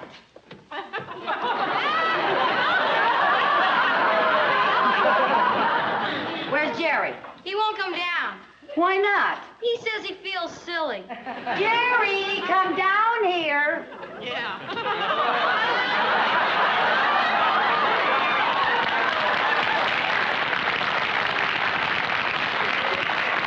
Aren't they adorable? I feel like a perfect fool. If you ask me, I think it's square. For once, I agree with my sister. I think it's corny, too. Am I the only one that thinks it's cute? All right, forget it, kids. Thank goodness. Mom. Yes, honey? We still get to stay up to midnight, don't we? Oh, of course you get to stay up till midnight. A promise is a promise. What happened? Oh, Lucy, why did you do a thing like that? Oh, Viv. I just cannot blow up another balloon. I'll black out. Wouldn't it be easier if you used Jerry's bicycle pump? Oh, why didn't I think of that? I'll get it. It's in the garage. But don't stop, Viv. Come on, now. We got a lot to do. Okay. Aunt Viv, Yes? before Mom gets back, could I talk to you woman to woman? Sure, honey, sit down. What's on your mind? Well, you know, this is the first boy-girl party I've ever had. And I'd kind of like to run it my own self and just have my own gang here. Oh, and I was wondering, I don't know how to say this, Aunt Viv, but... well, Just a minute, dear. Maybe I can say it for you. Would you like to be giving your own party without the assistance of a certain mother hen and her best friend? how did you know? I was looking at your face when Captain Kangaroo was running amok. Gee, Aunt Viv, your choice. Thanks. I sure hope Mom takes it as well as you do. Oh, honey, she'll understand. Do you really think so? No. That's what I was afraid of. Well, I'll just have to come right out and tell her, I guess. I'll just say, Mother? Yes, Chris? Oh. What is it, honey? I guess if we're not going to get the do the skid, I'll just put these things back down in the basement in the trunk. Okay, dear. Mother, there's something I want to talk to you about. What is it, honey? Well, you know, this is the first boy-girl party I've ever had, and I think it's important that I learn to be a hostess by myself. Well, don't you worry about a thing, honey. I'm going to be here every minute to help you do it by yourself. Mother, can I be absolutely frank with you? Sure, honey. Well, I don't want to hurt anyone's feelings, but there's someone I don't think will fit in at the party tonight. Oh, so that's it. Well, you just forget it, honey. I understand. You do? Sure. Oh, gee, Mom, you're wonderful. Well, I don't blame you a bit. I wouldn't want my little brother at my party either. Mom. Don't say another word. Don't worry about it for a minute. I'm going to call Peter Newgard's mother, and I'm going to have her invite Jerry and Sherman to stay overnight. Mom, they're not the only ones I had in mind. Oh? Well, now, I figured that she'd be lots of fun. But if you don't want Aunt Viv, I'll explain it to her. Well, I don't mean Aunt Viv either. But you're getting warmer. By George, Chris, you know, I just remembered that I have a previous engagement, and I'm not going to be able to come to your party tonight. Mom, you're the greatest. You sure you'll be able to manage all by yourself? Sure I can. You have to get a chaperone, you know. Oh, I will. Okay. Gee, it's too bad you're my mother. You're so nice, I'd invite you to my party. Well, now, maybe I could get out of my previous engagement. Mother? Oh, okay, it was just a suggestion.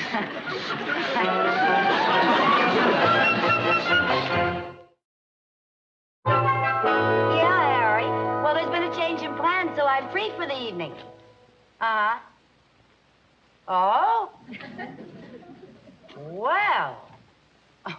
Well, I understand. What can I say? Yeah. Well, Happy New Year to you, too, Harry. Harry's busy, huh?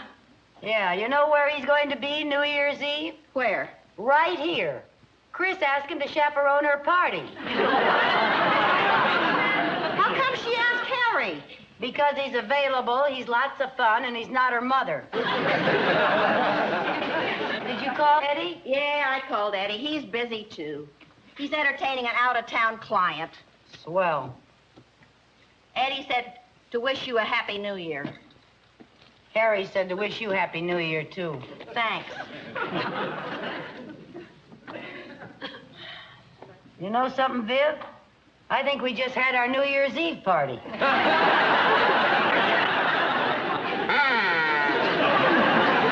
Well, I guess it won't hurt us to stay home for once and go to bed early. We can't stay home. Why not? Because I promised Chris that she could have her gang here all by themselves and we wouldn't come home until midnight. What are we going to do till midnight? Oh, I don't know. We'll think of something. What? Well, how about going to Times Square? In that crowd? Whoosh. Yeah. How'd you like to go to a movie in the village and then have a banana split afterwards? How's that sound? Dull and fattening. Well, we could always drive around the country roads and honk the horn for 3 hours. Oh, thanks. Oh, I know where we'll go. To the Elm Tree Inn. I saw their ad in the paper. For $5, you can get dinner, a floor show, dancing, paper hats, noisemakers. Men? No. No, they didn't mention men. Well, then I'm not going. I am not going to go to the Elm Tree Inn on New Year's Eve without a date. Who says we're not going to have dates? We are going to be with the two most attractive men in town.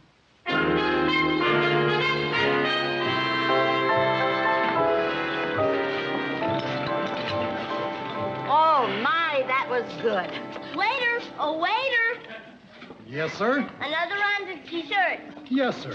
Another round of dessert. Oh, not for me, thank you. 2's my limit. Not for me either. One thing I'm not going to do is waddle into the new year. Are you girls having a good time? Oh, we're having a marvelous time. This is the nicest New Year's Eve I ever spent. Me too. Thank you. Hey, it's 9 o'clock already. Oh, my, how the time does fly when you're out with such interesting men. Boy, staying up for New Year's Eve, eating in a restaurant, and having 3 desserts. Isn't this neat? Yeah, how long has this been going on? Would you care to dance? I'd be delighted to dance.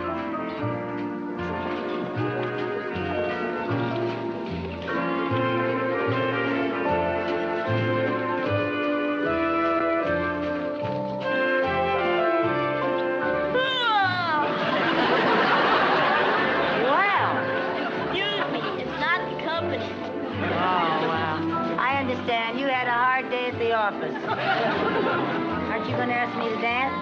Oh, sure. As soon as they play some dance music. This is dance music. It is? Sure, it's a foxtrot. That must be a new dance. I only know the twist and the watusi. The what's-he? The watusi. I think we better stick to the foxtrot. Come on, it's easy to learn.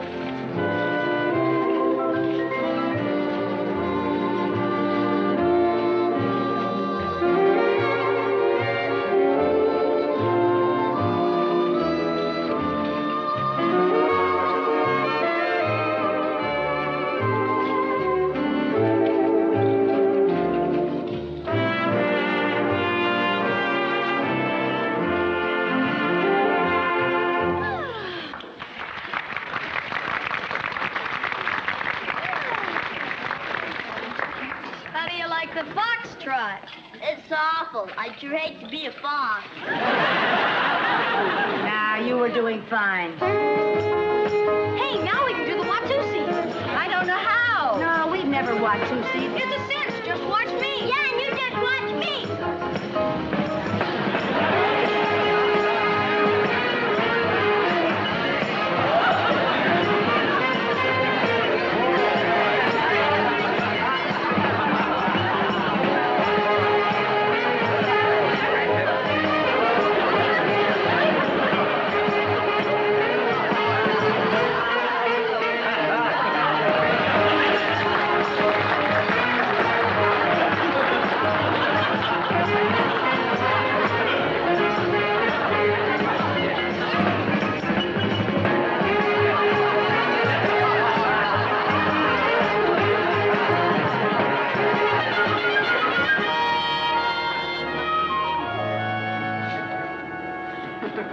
Well, they were fun while they lasted. Yes,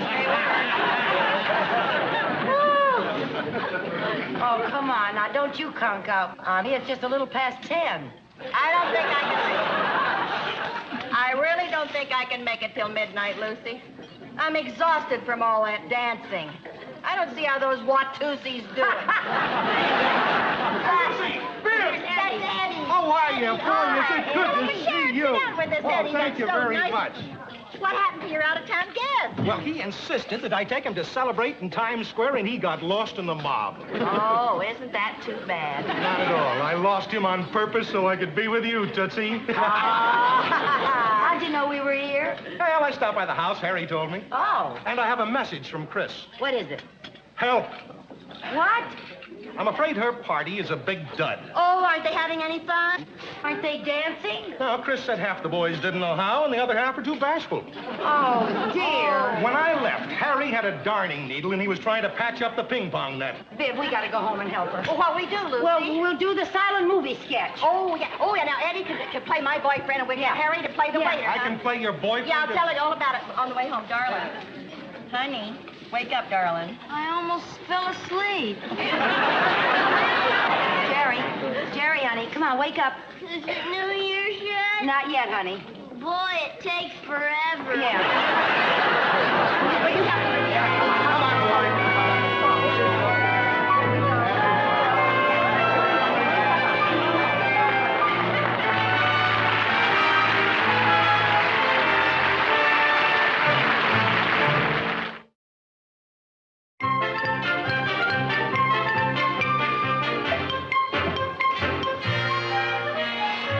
What's your mother gonna do anyway? It's a sketch she and Aunt Viv did at the PTA last semester.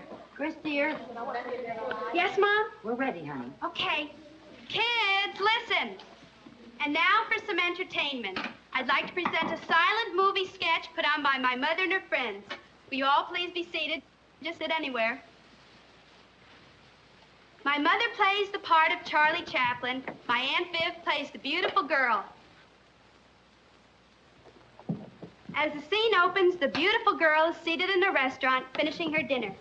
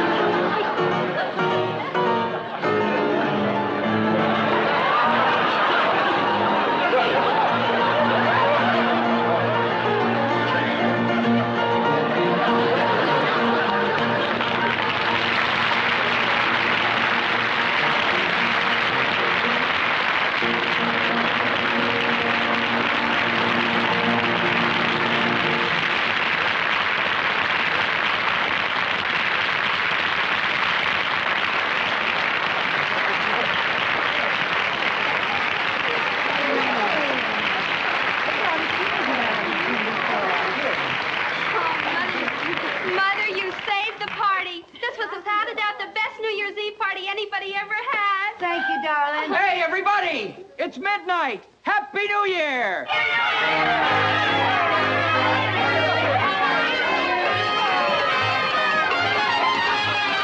Now, Chris. I gave it to Sherman. I give it to Jerry. Uh-oh. Well, Jerry. I left it in my lunchbox. Well, I hope this group realizes the penalty for tampering with the United States mail. Oh, Mother. I'm sorry, Mom, but I got a little of my lunch on it. Apparently, neither snow, nor rain, nor peanut butter can stay these couriers from their appointed rounds. Oh, it's from New York. She must be back from her honeymoon. Yeah. Oh. She says she and Huey adored the wedding present I sent them. What'd you finally send them? An authentic Victorian fatui. What? A fatui. What's a fatui? It's an antique chair. I found a darling little gold opera chair over in Wilton. You know, Marge just adores antiques. Well, there's one good thing. I'll bet they didn't get 2 fatuis. Oh, and listen to this. Married life is simply marvelous. We're the happiest 2 people in the world. Isn't that nice? Yeah, but I still wish Marge and Huey hadn't run off and eloped at the last minute. Oh, what's the difference, Lucy, as long as they're happy? Well, I had such a wonderful wedding planned for them. Remember? Chris was going to be bridesmaid and Jerry was going to be ring bearer. Oh, I'm sorry they eloped, too. My dress was dreamy. I'm glad they eloped, so I didn't have to carry that old pill and wear that sissy suit. What are you complaining about, Jerry? I rehearsed 3 whole weeks for nothing. I was going to play and sing Oh, Promise Me. Maybe that's why they eloped. Oh, never you mind, young man. Mother, may we be excused? Yeah, but right upstairs and do your homework. All right. Both You do of your them. homework too now, Sherm, huh? Okay. You know, maybe I ought to keep in practice. Just keep on practicing Oh, Promise Me. Why? I might pick up odd jobs with the Justice of the Peace. Oh, Phil. Oh, promise me that someday you and I will meet together in that distant sky. What's the matter with you? Oh, I forgot about you and weddings. Can I help it if I'm the sentimental, mushy type? Lucy, am I going to have to hide the society section of the paper again this June so you won't be going around all puffy-eyed? No. But I just wish that Marge and Huey had let me give them that formal wedding. Don't you think it's about time you forgot that? Yeah, I guess so. After all, the important thing is that they're happy. Mm-hmm. I'll get it.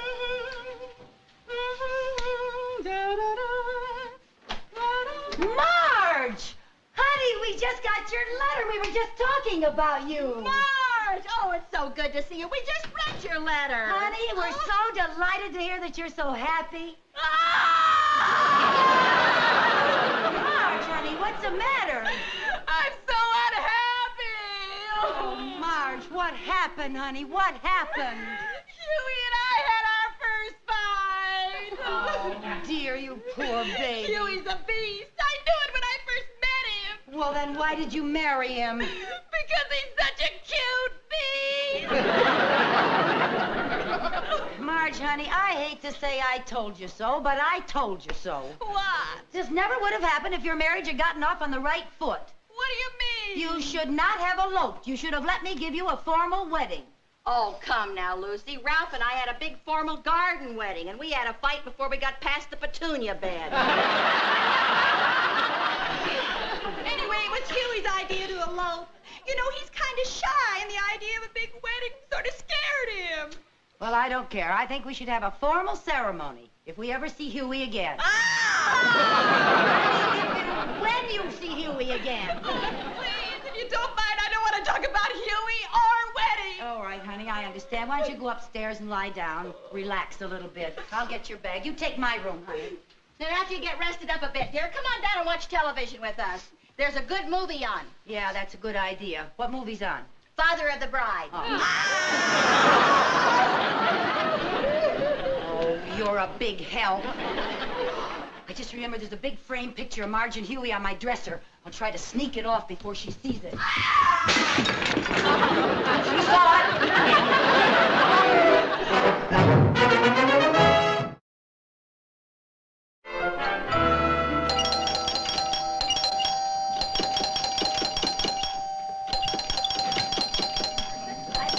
I'm coming.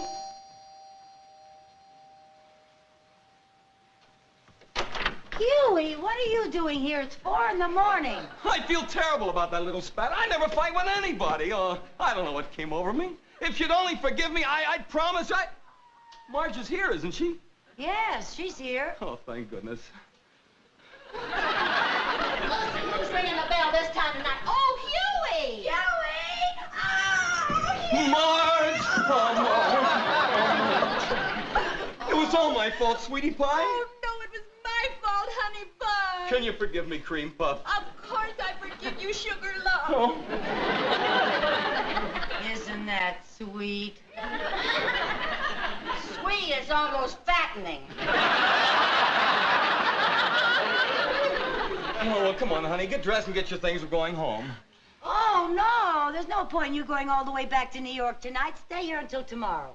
Well, we might as well. Tomorrow's Saturday, and you don't have to go to work. Yeah, that's right. Tomorrow is Saturday.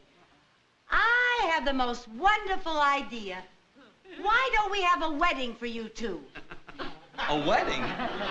We're already married. No, I mean the wedding that we planned for Marge with her family and loved ones around. A real wedding with all the trimmings. Oh, what do you think, Huey?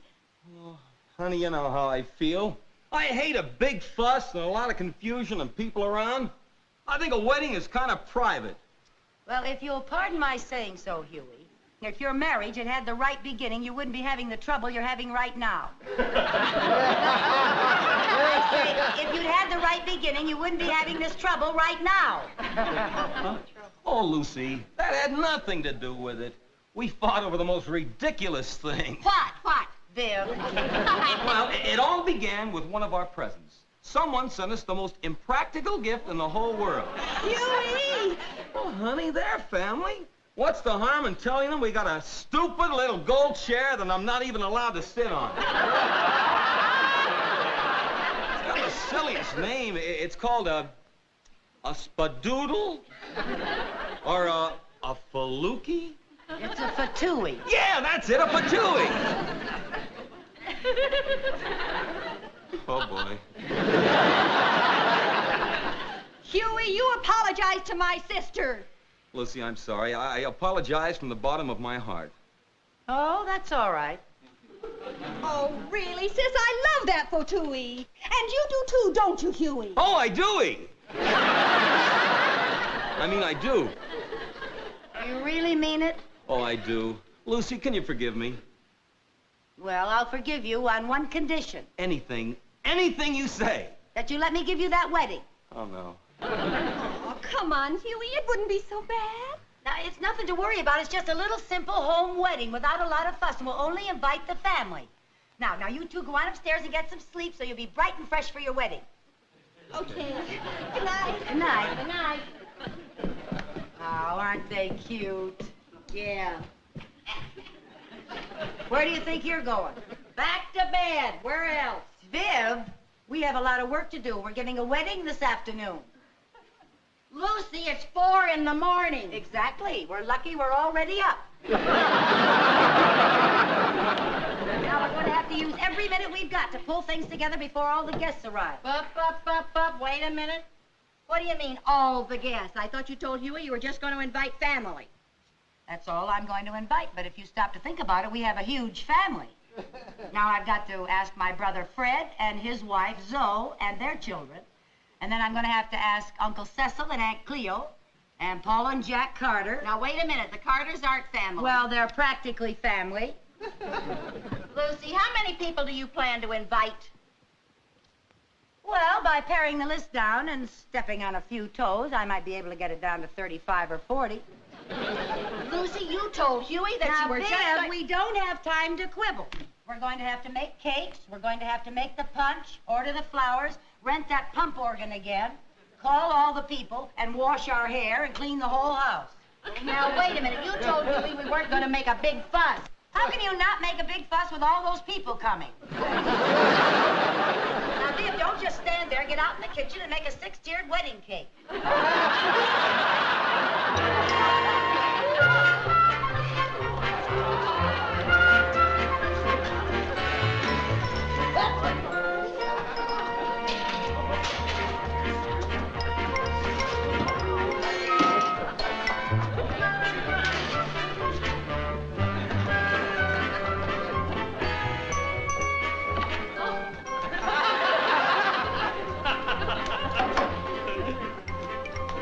How's the punch coming?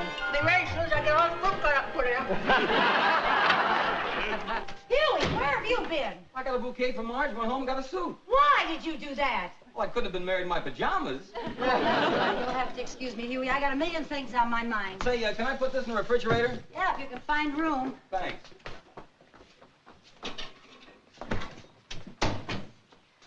Say, isn't that a lot of cake and punch for just your family?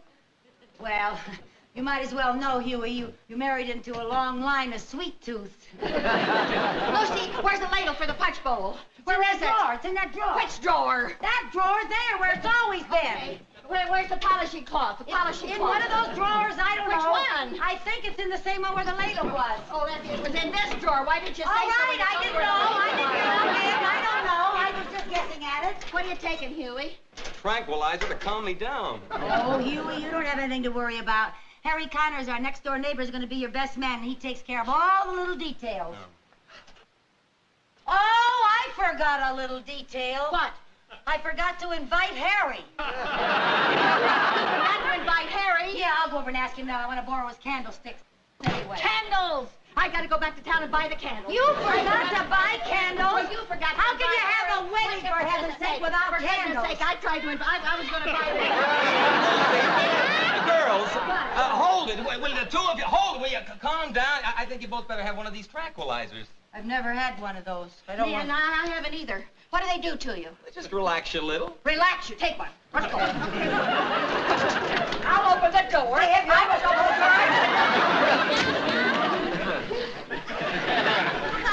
Hi. Good grief. Look at all the chairs. Who did she invite? The entire cast of Ben-Hur? We've got to get ready. Okay. Honey, you go ahead. I'll be up in a minute. I forgot something in the kitchen. Oh, okay.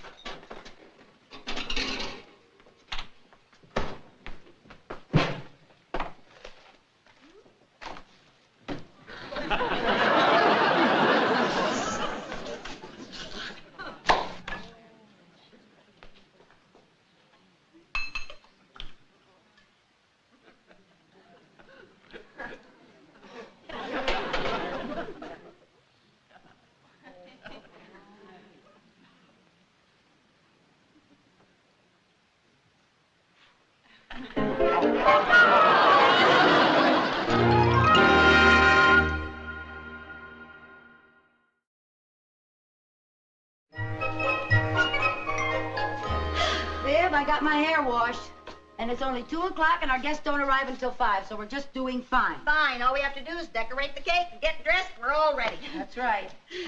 Did you ever see Marge's wedding ring? What are you doing with it? I have to give it to Jerry to put on that little pillow. Oh, isn't that pretty? To Marge from Huey, may our love... There! Oh, now, really. You shouldn't be reading a thing like that. That's private. Now look what you've done. Well, you knocked it out of my hand. And I can't even see the bottom. You've got so much fruit in there. Well, now, don't get nervous. Don't get nervous. I'll just scoop around with this ladle. We'll find it. Here, hold, give me a cup. Give me a cup. Any luck? No, it's not in here. Don't pour that in the sink. I spent all morning making that. Well, I can't put it back in the bowl. I have my fingers in it. Well, drink it. Okay, I'm thirsty anyway.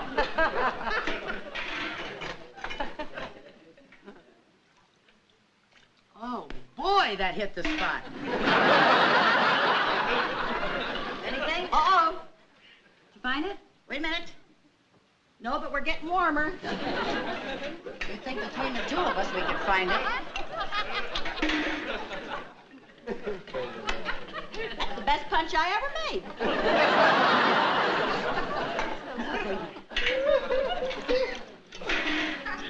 Likewise.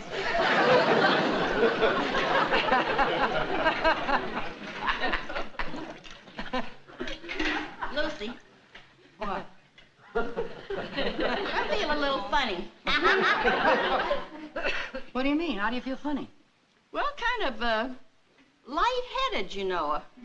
I'll bet it's that tranquilizer.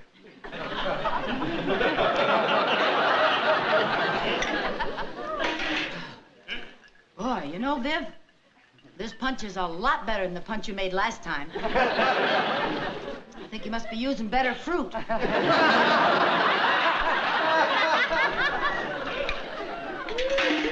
Thank you, Lucy. Does have a kind of a tang this time, doesn't it? Hey, Lucy, you forgot to look for the ring. Not in there. Boy, I'll say one thing. Huey said these pills would relax me, and boy, am I relaxed. Me too, they're marvelous. We'll have to get some of those pills from our pharmacist. What's that thing doing in there? Somebody's wedding ring. Well, who could have been so careless?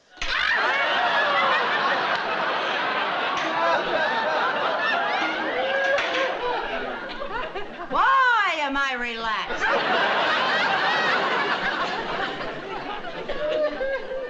Lucille, we have to decorate this wedding cake, you know. Why? For the all the family and the guests and the wedding.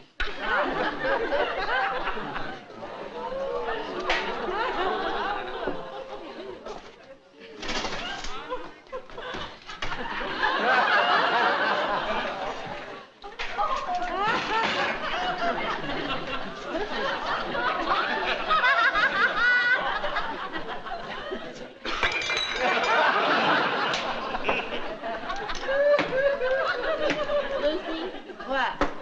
Remember how nervous we were the last time Marge and Huey got married? I guess it's better the second time around. So choose your weapons.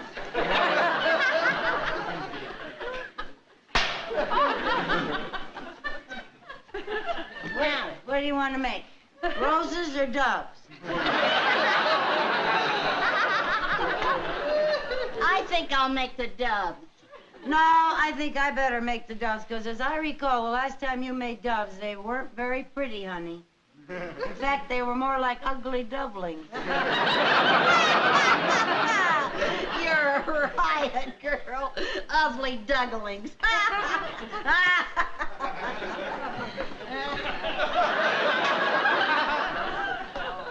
How's this thing work? You just plunge that plunger in the back and dump. It works. Now then, I'm going to put the prettiest dove you've ever seen up here. You do that, honey. Ah, there's.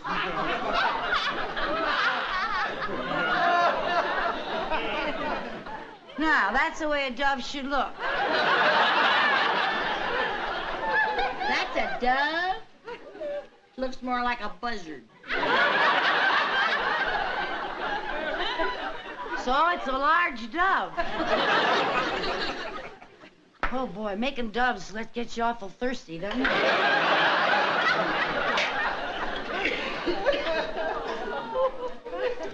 Lucy? What? You want me to write their names? Whose name? The girls, Marge and Huey. Oh, yeah, would you, honey? You have such a lovely handwriting. You gonna let me write your sister's name? Yeah. I thought you would want to write that all by yourself. No. You know that you're very good to me. Very good. All right. There isn't room to write all those names. Well, then we'll make room.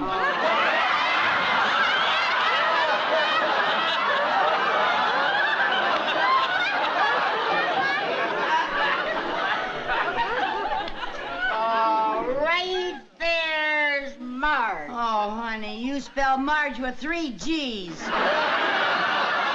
I'm so sorry. Well, you know there's only 2. What's the matter with me? Well, now cross one out. You haven't done any harm. Just cross it out. And Marge and Huey. And I'll dot the R. That's dotted. Oh, that's beautiful, Isn't that honey. pretty? Yes.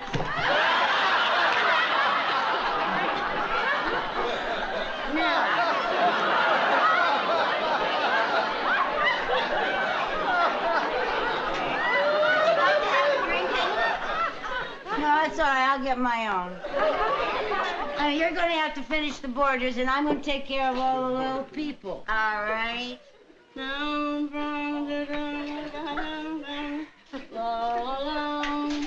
Oh, I am making a border like you never saw in your life.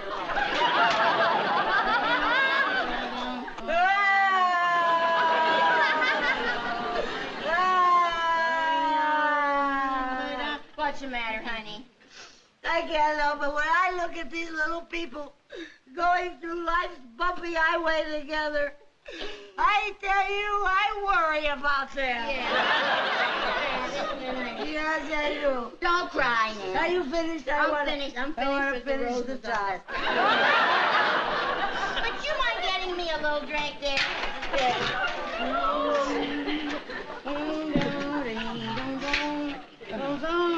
I didn't worry about her. The bride and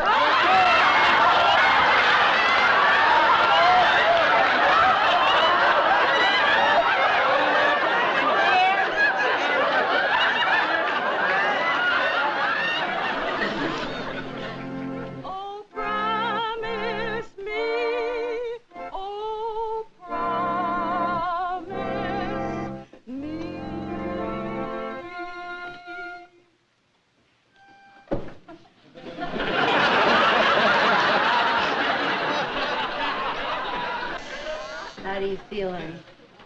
Terrible. I'll never take another tranquilizer. Me either. First time I ever got a headache from relaxing. It's 5 o'clock. Shall I start the wedding march? Yeah, but use a soft pedal, will you?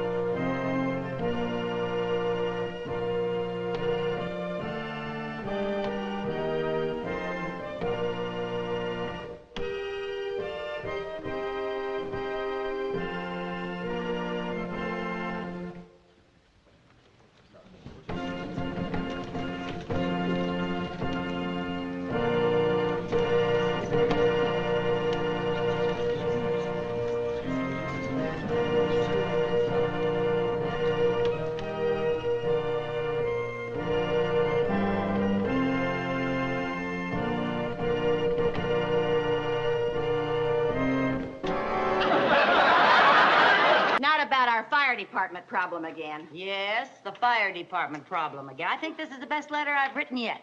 Well, let's see. Dear Senator Dodds, I feel it is my duty to point out an alarming situation which exists here in Danfield. Because of rezoning in the county, our fire department has been transferred to Ridgebury, many, many miles away. Yeah. As a result, in case of a fire, defenseless women and little children will be left helpless to face a flaming inferno. Don't you think you ought to send a record of hearts and flowers along with it? Never mind, read on. Until this outrageous condition is rectified, the least you can do for Danfield is to create a volunteer fire department. Yours very truly, Lucille Carmichael. Read the P.S. That's the best part. P.S. I plan to vote for you in the next election. That is, if the polling place hasn't burned down. That ought to get it. Oh, now, Lucy, you've already written the editor of the Danfield Tribune, our senator, our congressman, our councilman. Don't you think it's about time you gave up? No, I don't. Not until I get some action. And I think you should be writing letters, too. Oh, no. You don't get me to fight City Hall. I think you're wasting your time. All right. You can do nothing if you want to, but I'm not going to sit around and become the last of the Red Hot Mamas. Hi, Mom. Oh, here they are. Hi, Oh, hi, darling. How's everything, Take off your honey? jacket. Give me Glad a kiss. to see you. Oh. Did anything interesting happen today at school? Gosh, yeah. Captain Metcalf of the Ridgebury Fire Department talked to the whole school about fire prevention. Well, that's more like it. He said now that we didn't have a fire department of our own, we have to be very careful about fire prevention. I guess my letter stirred up some action after all. You put it as all junior firemen. Good for you. What do you have to do? We're supposed to check fire hazards at all homes. Good idea. Come on, let's get started. Okay. What are you doing? Checking fire hazards. In our home? Sure. Captain Metcalf says most fires in the home are due to negligence. Well, we certainly haven't been negligent, but you go ahead and check to your heart's content. Uh-oh, look at this. Yeah, that's bad. What? This lamp cord is all frazzled. Well, that's not my fault. I got that lamp at an auction. The cord was like that when I got it. A violation is a violation. Look at that. What now? A greasy dust cloth. After using, greasy rags should be placed in a covered metal can. Very dangerous. Well, that's her fault. It's her dust cloth. Oh, now, wait a minute. Just a second. That's her dust. A violation is a violation. Uh-oh. Uh-oh. What are you uh-ohing about? This. Well, the wire was broke, so I put some tape around it. Only qualified electricians should repair wiring. I can't afford a qualified electrician. I'm a qualified pauper. A violation is a violation, yeah. Come on, Jerry, we've got to check the kitchen. How do you like that? We're raising a couple of stool pigeons. Can they put me in jail for a frazzled cord? Oh, no, they won't put you in jail. They'll probably just condemn your house. Great. We just found 8 more violations. And we haven't even been upstairs yet. Oh, boy. I'll be able to have more violations than any other kids in the school. How do you like that? They probably get a prize for putting us behind bars.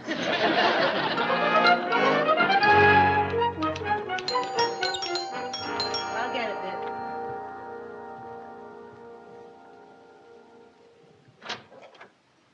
Yes, sir? Mrs. Carmichael, Yes? I'm Captain Metcalf of the Ridgebury Fire Department. Oh, won't you come in? Thank you. Captain Metcalf, this is Mrs. Bagley. How do you do, How Captain? do you do?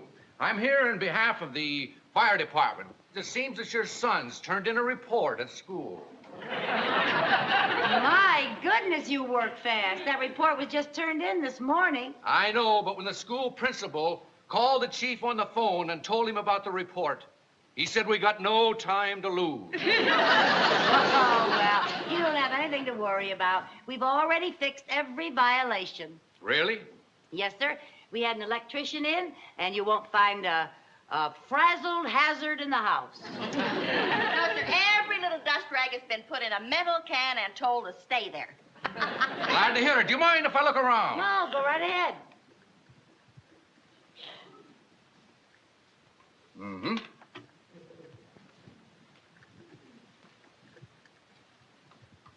Mm-hmm. See what I mean? Good.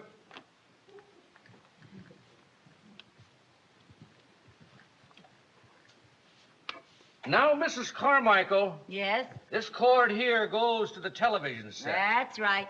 Where does this other cord go? Well, that's connected to the, Where does that cord go, Viv? Don't ask me. Well, now, must go somewhere. Let's see here. Oh, here we are. Goes right over here. Oh, and up there. And right along here. Oh, here we are. Goes right in that extension there. Where does that extension go? Oh, well, that goes down here, and, oh, look at that. Goes right across there. That's a pretty neat job, isn't it? Here we are. Oh, yeah. Oh, it goes right in here.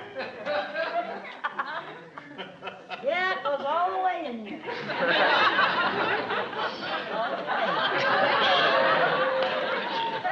Oh, yeah. It comes right out there.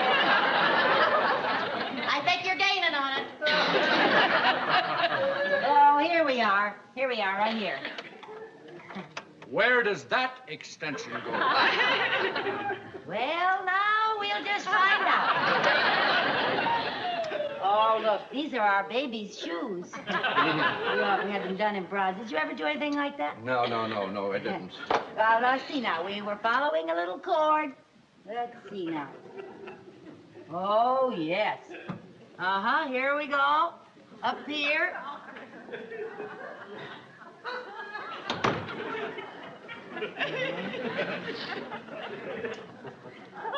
Oh. You haven't dusted in there in about 3 weeks, girl. Yeah, it comes right out here, goes right under that rug. I wonder where the next leg of our little journey will take us. Well, it's got to end somewhere.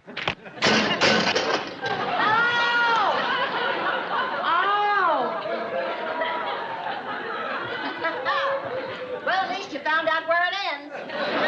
Mrs. Carmichael, running cords underneath rugs is danger. Yes, sir. Now- Yes, sir. Now, listen, I don't want to sound strict to you, but the chief has been on my neck. It seems that some nervous Nellie has been writing letters to everybody she can think of. The mayor's been pressing the chief for action, and the chief's been pressing me. This woman must have written to everybody but the president. Give her time. What do you mean? Meet the press. So you're the one. Yeah, I'm nervous Nellie. Now, don't get me wrong, Nellie. I'm Mrs. Carmichael. You see, I believe in adequate fire protection just like you do. But it's going to take a little time to get this Danfield situation into shape. Mm-hmm. Well, I hope you can find better things to do than go around picking on poor, innocent women's plugs. Indeed, we are. We're organizing a volunteer fire department right now. Oh, really? Well, it's nice to know there'll be some men on the job. Well, actually, since so many men commute to New York, our volunteer fire department will be made up of women. Really? And seeing that you are so interested, we hope that you might head our volunteer group. Well, I'd be delighted. Oh, she doesn't know very much about putting out fires. She's better at starting them. Never mind, Viv. Captain Carmichael reporting. When do we start, Chief? Our first meeting is tomorrow at the old firehouse. Captain? Oh, well, I'll be there along with my fellow smoke-eater Bagley. Oh, no, you don't. You can eat that smoke all by yourself. Vivian, how would you like it if, as my first official act as captain, was to write on the side of the firehouse, Vivian Bagley is chicken? Hand me my helmet. I have her, and I have about 10 or 12 others, Captain, and I tell you, we are going to Oh, be the best you'll have a group snappy Ladies, You won't get your chance. Okay, Thelma, your turn. Down we come, Thelma. Thelma, come on, down the pole. Thelma! I don't think I can do it. Now, come on, Thelma. Come down the pole. There's nothing to it. It's really a lot of fun. That's it. Take it easy. Take it easy. That's it, Thelma.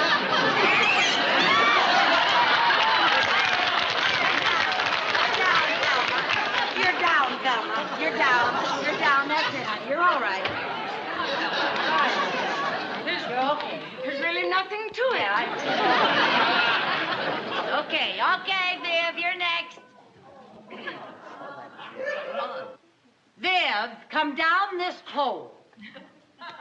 Viv, this is your captain speaking. This is an order. Vivian, come down here. I'm down.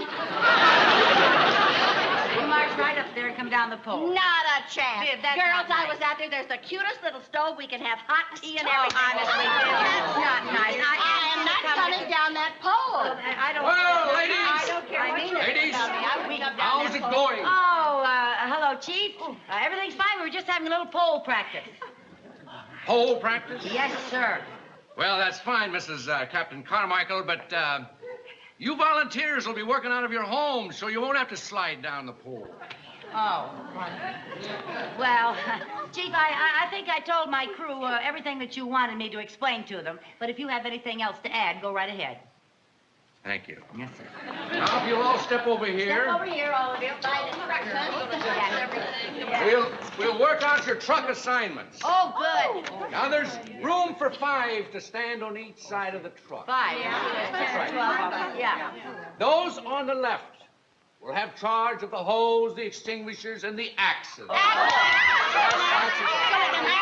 There'll be an axe for everybody, don't worry. Those on the right will have charge of the ladders. Now, step this way. Step this way. Step this way. Quiet, girls. Step this way. 2 will ride up front. Huh? 1 will operate the siren, and of course the driver. Yeah. Oh. Now, who's the best driver? Hold it. Who had no traffic violations during the past year? Who had no traffic violations within the past month? Who has a car without a dented fender? I don't have a dented Good. fender. Oh, that's just because she doesn't have a car. He didn't ask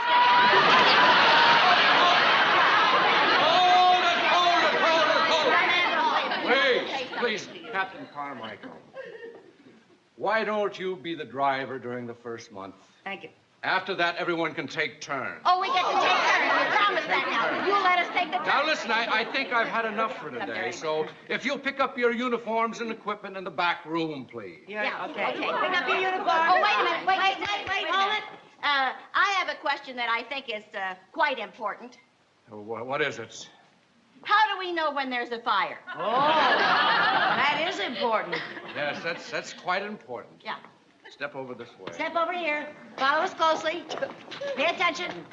Now, one of you ladies will be on duty at all times. When a call comes in and there's a fire, you sound the alarm. And when you hear that signal, get here as fast as you can. Now, it might be a good idea if you all went home and practiced putting on your equipment and uniforms as quick as you can. Yeah. The most important thing in fighting fires is speed. Speed. I told I'll you bet that. it is. Now, I It's think... fast to fight a fire. I think you can take care of anything minor, and if anything major comes up, the Ridgebury Fire Department will take care of it. Oh, good. So if you pick up your uniforms, you're dismissed. Oh, fine. Oh, with speed. We'll go home and practice and get back here in a quick hurry.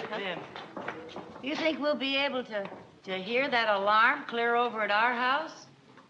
Gee, I wonder. I'd hate to miss my first fire. Yeah. You better find out. Yep.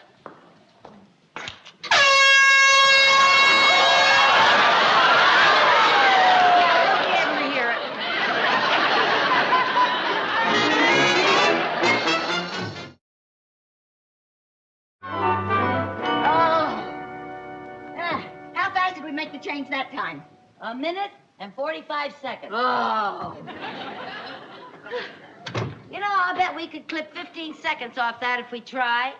Let's try it again.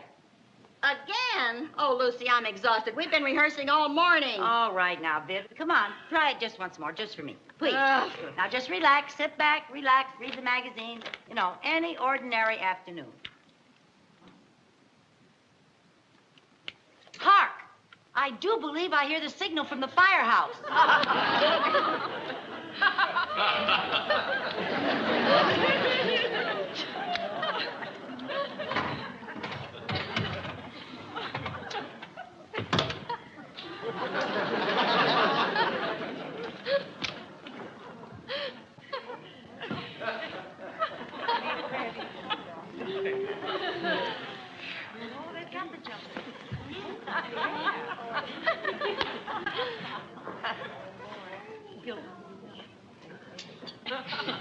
I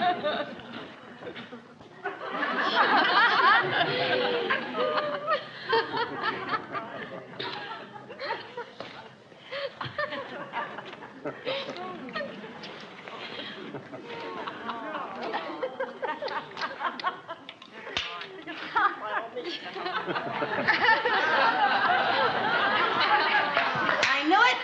A minute and 28 seconds. Oh, that's enough. If we cut off any more time, we'll get there before the fire starts.